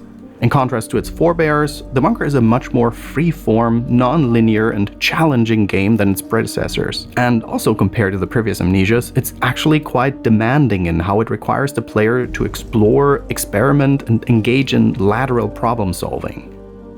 Amnesia is already a fairly im-simmy type of series, but the bunker is absolutely the most straightforwardly Spectorian of the bunch. As the recurring hint and loading screen text keeps warning and enticing players, you can overcome most obstacles in multiple ways. Use your wits and your brains. Experiment. If you think something might be possible to do, it probably is. The bunker's layout is, in game design terms, essentially hub and spoke, with the generator safe room home base right at the heart and center of the structure, and the various key objectives all sitting at different ends of the complex. You'll be making frequent return trips to the central safe room in order to save your progress, manage and store your resources, refuel the generator, and plan your next foray into the tunnels. Very importantly, most of the bunker is accessible right from the start, giving the player a great degree of latitude and freedom in how they tackle the main objectives as they crisscross the map, just like the classic Resident Evils. And while some of these tasks are mandatory and others secondary, it's left to the player to identify, prioritize, and then judge how to best complete the various objectives in front of them. There are side objectives that are not absolutely required to complete the game, but whose rewards can make all these tasks much easier, like recovering a gas mask or discovering how the fuel storage room works. But it's entirely up to the player's discretion to calculate whether these extremely useful rewards are worth the risk in resources and lost progress. Most of the main and side puzzle solutions are randomized for each playthrough within the bunker's layout as well, so you'll never be able to just mindlessly golden path your way through. Exploration and discovery must constantly be balanced against the dynamic threat of the beast, who can emerge from the tunnel walls at seemingly any moment depending on how much noise you're making. Watch the walls and ceilings carefully, because the presence of falling dust could very well be a sign that the beast is near. Interestingly, the sanity and/or fear meter has been removed once again, making way for a more diegetic gameplay element: the ingenious addition of the bunker's power generator in the central safe room. By periodically returning to home base to keep the generator topped up with some of the precious petrol canisters you find lying around, you'll be able to keep the bunker's lights on, which makes it much less likely that the beast will appear. But once the generator exhausts its fuel and the lights go out, well, you're in deep shit, but what else is new? Where Rebirth felt like a rejection of the design conventions of other popular stalker horror games like Alien Isolation, the bunker actually embraces and transforms some of these same elements to great effect. Case in point, Henri's portable hand-cranked flashlight. Yes, this useful little gadget offers an endlessly replenishable source of illumination, but it comes with a trade-off. The apparatus rattles so loudly when you crank it that the beast can easily use the noise to track you down. But there's a secondary, hidden utility to the flashlight as well. By cranking it only 2 or 3 times, the rattle will trigger audible growls whenever the beast is lurking nearby, without immediately drawing it to your exact location, as long as you don't try to crank it again. Meaning, when used with a bit of finesse, the flashlight can also help the players suss out the beast's position, just like the iconic motion tracker in Alien Isolation. And while you'll definitely be able to feel the usual survival horror power curve towards the end of the game thanks to the relative abundance of available resources, the beast still remains, and especially always feels, like a supremely challenging and menacing foe all the way through. You never quite get that "you're trapped in here with me" sensation of becoming an overpowered badass like in the later hours of the classic Resis. And to round it all off neatly, you also have a very limited inventory space, another first for the Amnesia series. All of these mechanics in synergy make for some absolutely delicious moment-to-moment dilemmas as you traverse the subterrane. Here's but one example. According to your pocket watch timer, the generator is just about to run out of fuel. Do you now pick up a key item lying nearby for a puzzle you're not quite sure how to solve yet? Or do you grab the canister of gasoline in the other room instead and try to hoof it back to the safe room so you can recharge the lights and save your progress? Or do you take both items and make room for them by dropping your health restoratives and/or grenades, leaving you potentially even more vulnerable if the beast shows up? This is raw, uncut, emergent gameplay in its purest form. The player is required to negotiate one split-second mini-dilemma after another, forcing them to overcome the stress of choice paralysis through their own judgment and intuition in a dynamic, constantly shifting and evolving simulation. At its core, the bunker is a more efficient and inventive take on the central mechanics of Alien Isolation. That is to say, it plays on a similar one invincible stalker beast hunts you across the length of the game type of experience, while also improving on several of Isolation's most prominent stumbling points. Where progression in Alien Isolation is linear pretty much from start to finish, the bunker is much more freeform. And where the xenomorph is tethered directly to the player and will never travel too far beyond a certain radius, no matter how much or little noise you make, the bunker's beast will often disappear to the other end of the complex for stretches of time if the player moves stealthily enough. See, keeping the stalker enemy tied to the player's location is pretty much exactly what the Amnesia series from day one has been avoiding like the Black Plague, pun intended. Because as Alien Isolation shows, being stalked by the xenomorph can change from scary to annoying and frustrating in the space of just 1 or 2 game overs. The linear field of play shatters the illusion of it being an independent, reactive, thinking entity when it monomaniacally pursues Amanda Ripley and only Amanda Ripley for the biggest part of the playtime, rather than any of the other easy pickings across the enormous Sevastopol station. And this, side note, is why the excellent Unpredictable Alien mod is practically a necessity for your next playthrough of Isolation. It untethers the xenomorph from the player, outside of scripted sequences, and by doing that, by increasing the relative rarity of its appearances, the encounters that do happen become so much more effective at creating the appropriate sense of tension and horror. But the bunker, with its smaller scope, non-linearity, randomized freeform progression, and its willingness to put its demonic stalker entity on a much looser leash, the sum total of these elements creates an environment where it feels like you're actually being pitted against a self-thinking, self-directing, and ruthlessly unpredictable pursuer.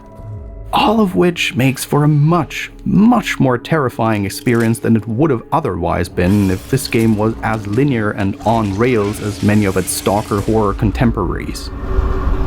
But if there's one aspect where the bunker remains firmly rooted in Amnesia series tradition, it is Lovecraftian horror. Just like how this game is the mechanical culmination of the many systems that were developed and refined throughout the history of the Amnesia series, the bunker is also the thematic culmination of the many narrative threads and motifs laid down by the previous 3 games and Soma. Industrialized warfare, the kind represented here during the bloodiest days of the First World War, is perhaps the greatest and most incomprehensibly Lovecraftian monstrosity of them all.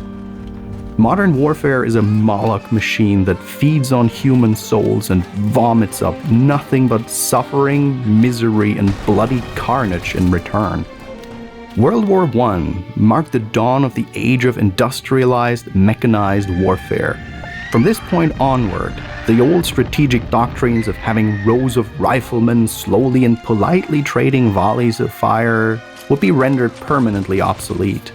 Now the taking of human life could be undertaken from across great distances and with incredible speed, precision, and unparalleled viciousness. The advancements in the arts and sciences of destruction that arrived alongside World War I truly had no parallel to any previous conflict in human history. Tank warfare, portable machine guns, mechanized infantry, long-range artillery, combat aircraft, flamethrowers, and the large-scale use of chemical weaponry like mustard gas. Damn, but that eldritch beast who haunted Oswald Mandus back in the Machine for Pigs told no lies. World War I stands as one of the deadliest conflicts in modern history, exceeded only by its sequel. The tally is grim indeed. 9 million soldiers killed, up to 24 million wounded, and another 8 million civilian deaths on top of that. It was mass slaughter on a scale heretofore unimaginable to human minds, so much so that it was referred to in the press and popular history of time as the war to end all wars. And those are just the direct deaths. That's not even getting into how industrial advancements in mass transit during World War I served as a major vector for the spread of the dreaded globe-conquering Spanish flu pandemic. I've actually made a video on that specific topic, the Spanish flu pandemic, its history and its grip on culture in the 20th century a few years ago, and this is one that I'm still super fond of personally. Go check it out for further reading after this if you'd like. H.P. Lovecraft himself lived through World War I and found himself swept up in the patriotic, nationalistic fervor of the era. He went so far as trying to enlist in the Rhode Island National Guard at age 27 with the aim of being deployed to the front ASAP, and that was, despite his, in his own words, almost invalid condition. And the hilarious coda to the story is that his mother got so upset about his attempt to play soldier that she personally went to the National Guard barracks, rousted her son, and marched him back home. "Mom, not in front of the guys." Ultimately, there can be little doubt that the world of horrors unleashed by the Great War left its mark on the man and his writings, as it did on everything else it touched. But the Lovecraftian madness of the bunker is no metaphoric abstraction consigned to tales of centuries past. It's something very real that's happening right now. From the towns and villages of the Ukraine-Russia borderlands to the streets of Gaza and the occupied Palestinian territories. An estimated 1 million combat deaths in eastern Ukraine, 200,000 or more slaughtered in Palestine and Lebanon, and counting. A cosmic horror that was thought to be banished to the darkest recesses of the 20th century has, in fact, never ceased to stalk the world.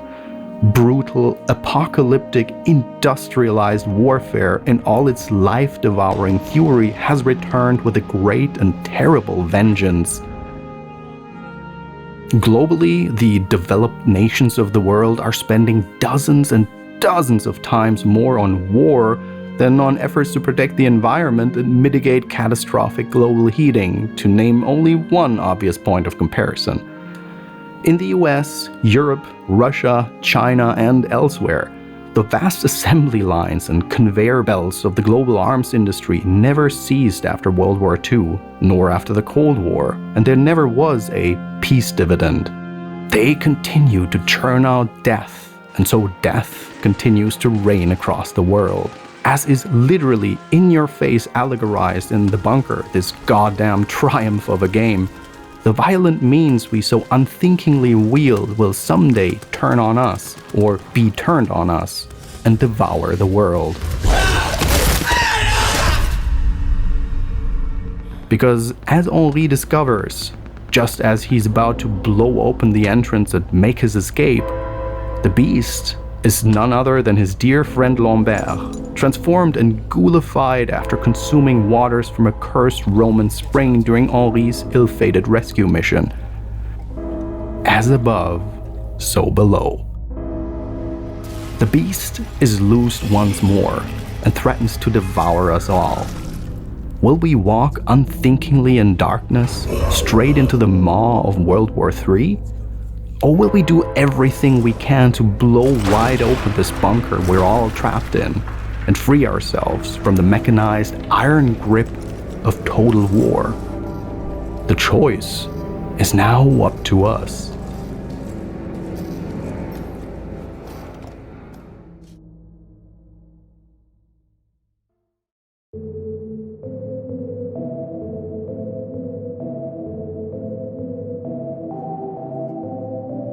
The maddening pursuit of ultimate power, the dehumanization of the industrial age, the catastrophic violence of colonial ambition, and the life-devouring horror of mechanized warfare without end. The Amnesia games are, one and all, Lovecraftian masterpieces, while also being incredibly reflective of the most pressing socio-political issues of the era in which the real-life Howard Phillips lived. And yet, these were matters that the man barely addressed in his own works. Now, some of you are screaming the obvious question. Didn't H.P. Lovecraft actually support all of these things that the whole Amnesia series spent all this time and effort deconstructing? The answer is yes, for a time he did. Lovecraft was a deep believer in science and industrialization as yardsticks for human progress. He was a staunch proponent of scientific racism and eugenics, and he was an early admirer of Benito Mussolini and fascist Italy.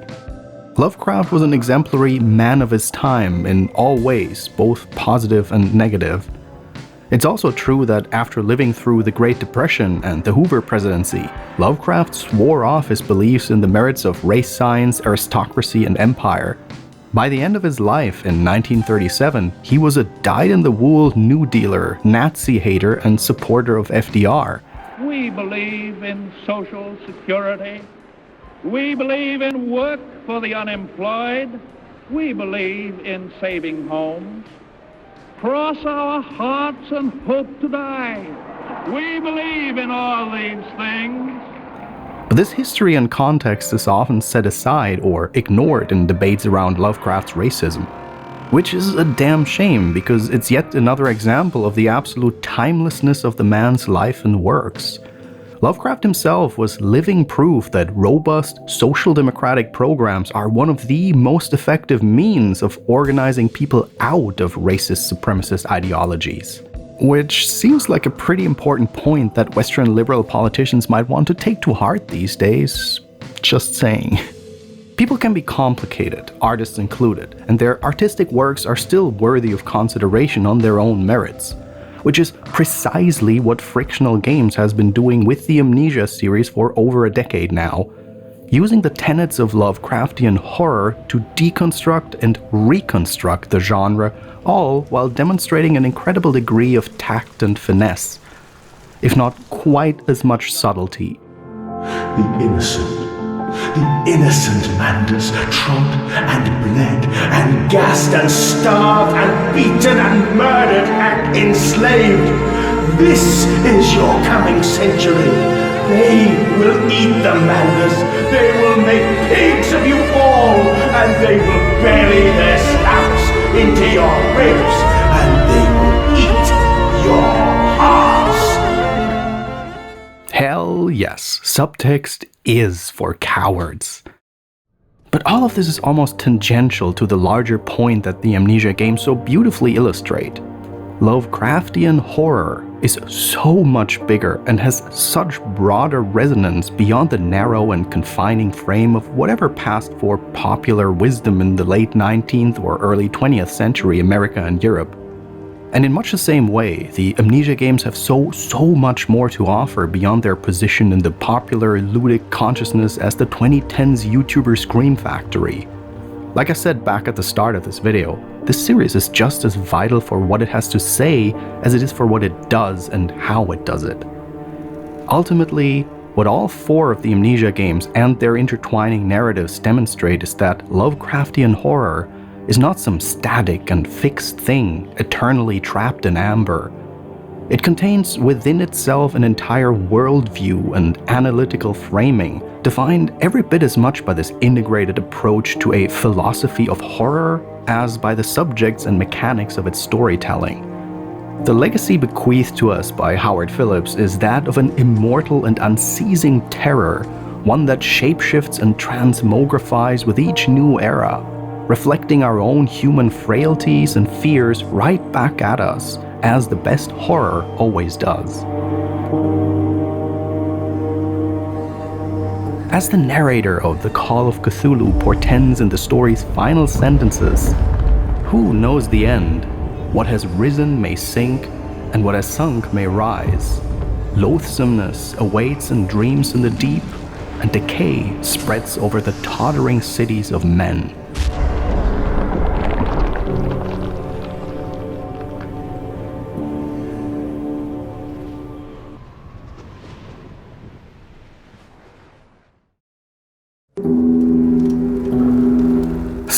you've made it to the end of this absolute juggernaut of a video. Congratulations, and thanks a ton for your time and attention.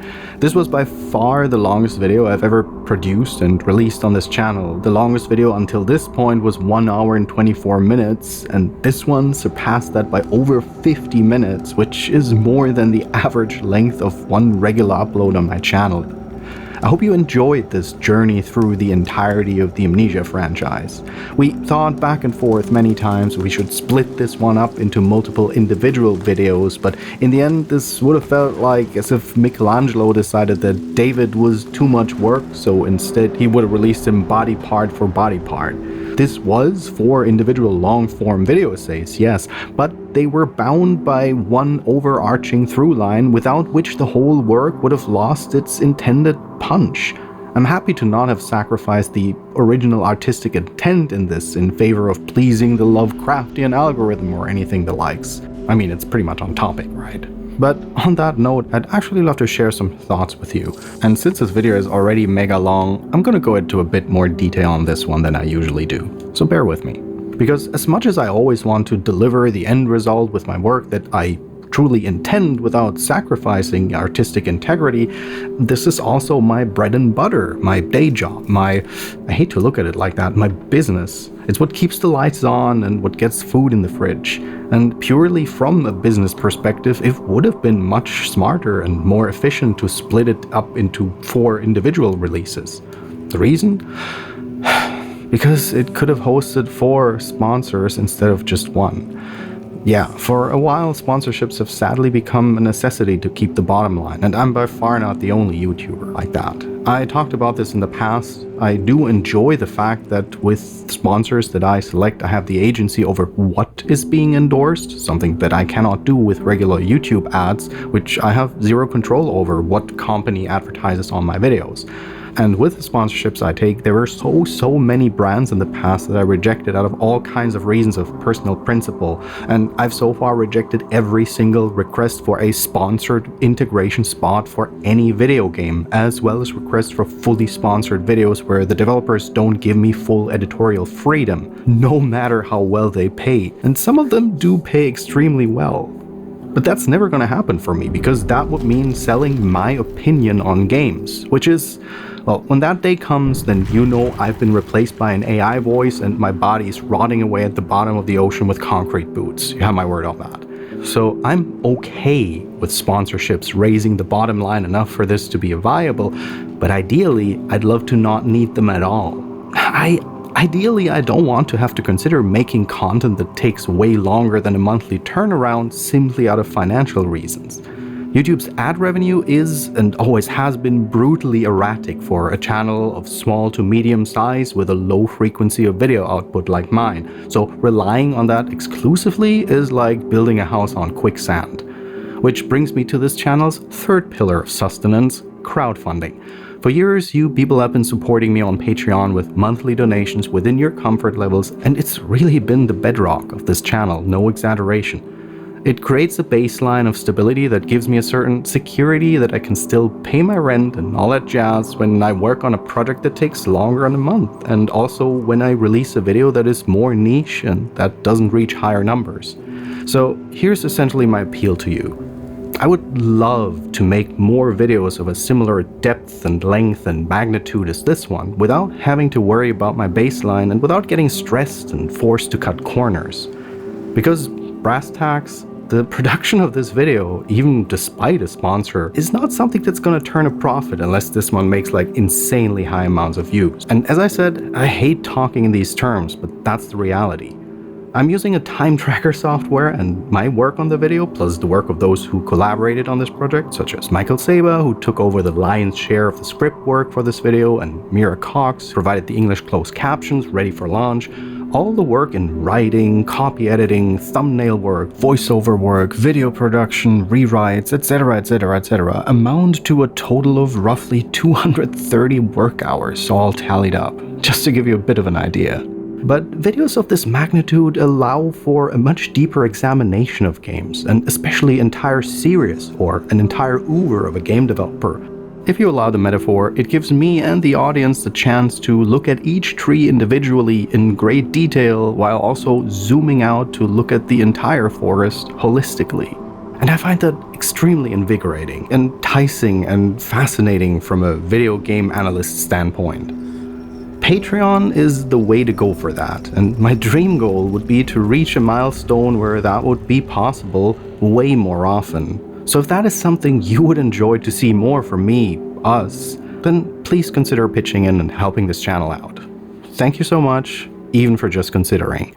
This channel is by now around for a whole decade, and this video, I consider it my thank you to everyone who followed me, if it's from the very beginning, or if you've just discovered my videos for the first time. And a great way to end 2024 with a bang. So Happy New Year. And as always, a shout out to my top tier Patreon supporters. Thank you so much for your support. Chuck Taylor, Ari Orison, Ronan Crom, aka Daniel 242172, Soma Tool, Kenan Ward, Lillian B, Gehennas, Angelo Benedetti, Lucas Ferreira Leite, Casper Ram, Aurora Melpomene Crescendo, Nikov the Brave, Swiss Hackmod, Vasily Prokhorov, J.R. Smith, Alfred Correa, Giselle, Dana Rosa, David Zelenak, Tabby, Catherine Escobar, Vincent Kavanaugh, Klebin, Billy Lott, Chrissy, Thwagam, Amber Wiggins, Morrigan K, Carrie George, Link Hughes, Zoddy, Matt Gretton, Thomas Brunner, Felix D, Jean, Nathan Gillick, Corey Marr, Laird Wackala, Hunter Crawford and Margaret Strawn, LSN HNG, Tara Flops, The Spiral Architect, Kyle Lee, Uziel 1447, Dr. Haley Isabella Colley, John Boring, Sable Cowell, Jin Hansen, Shannon Blue, Disco Otter, and Nineball 9606. Until next time, ta-ta.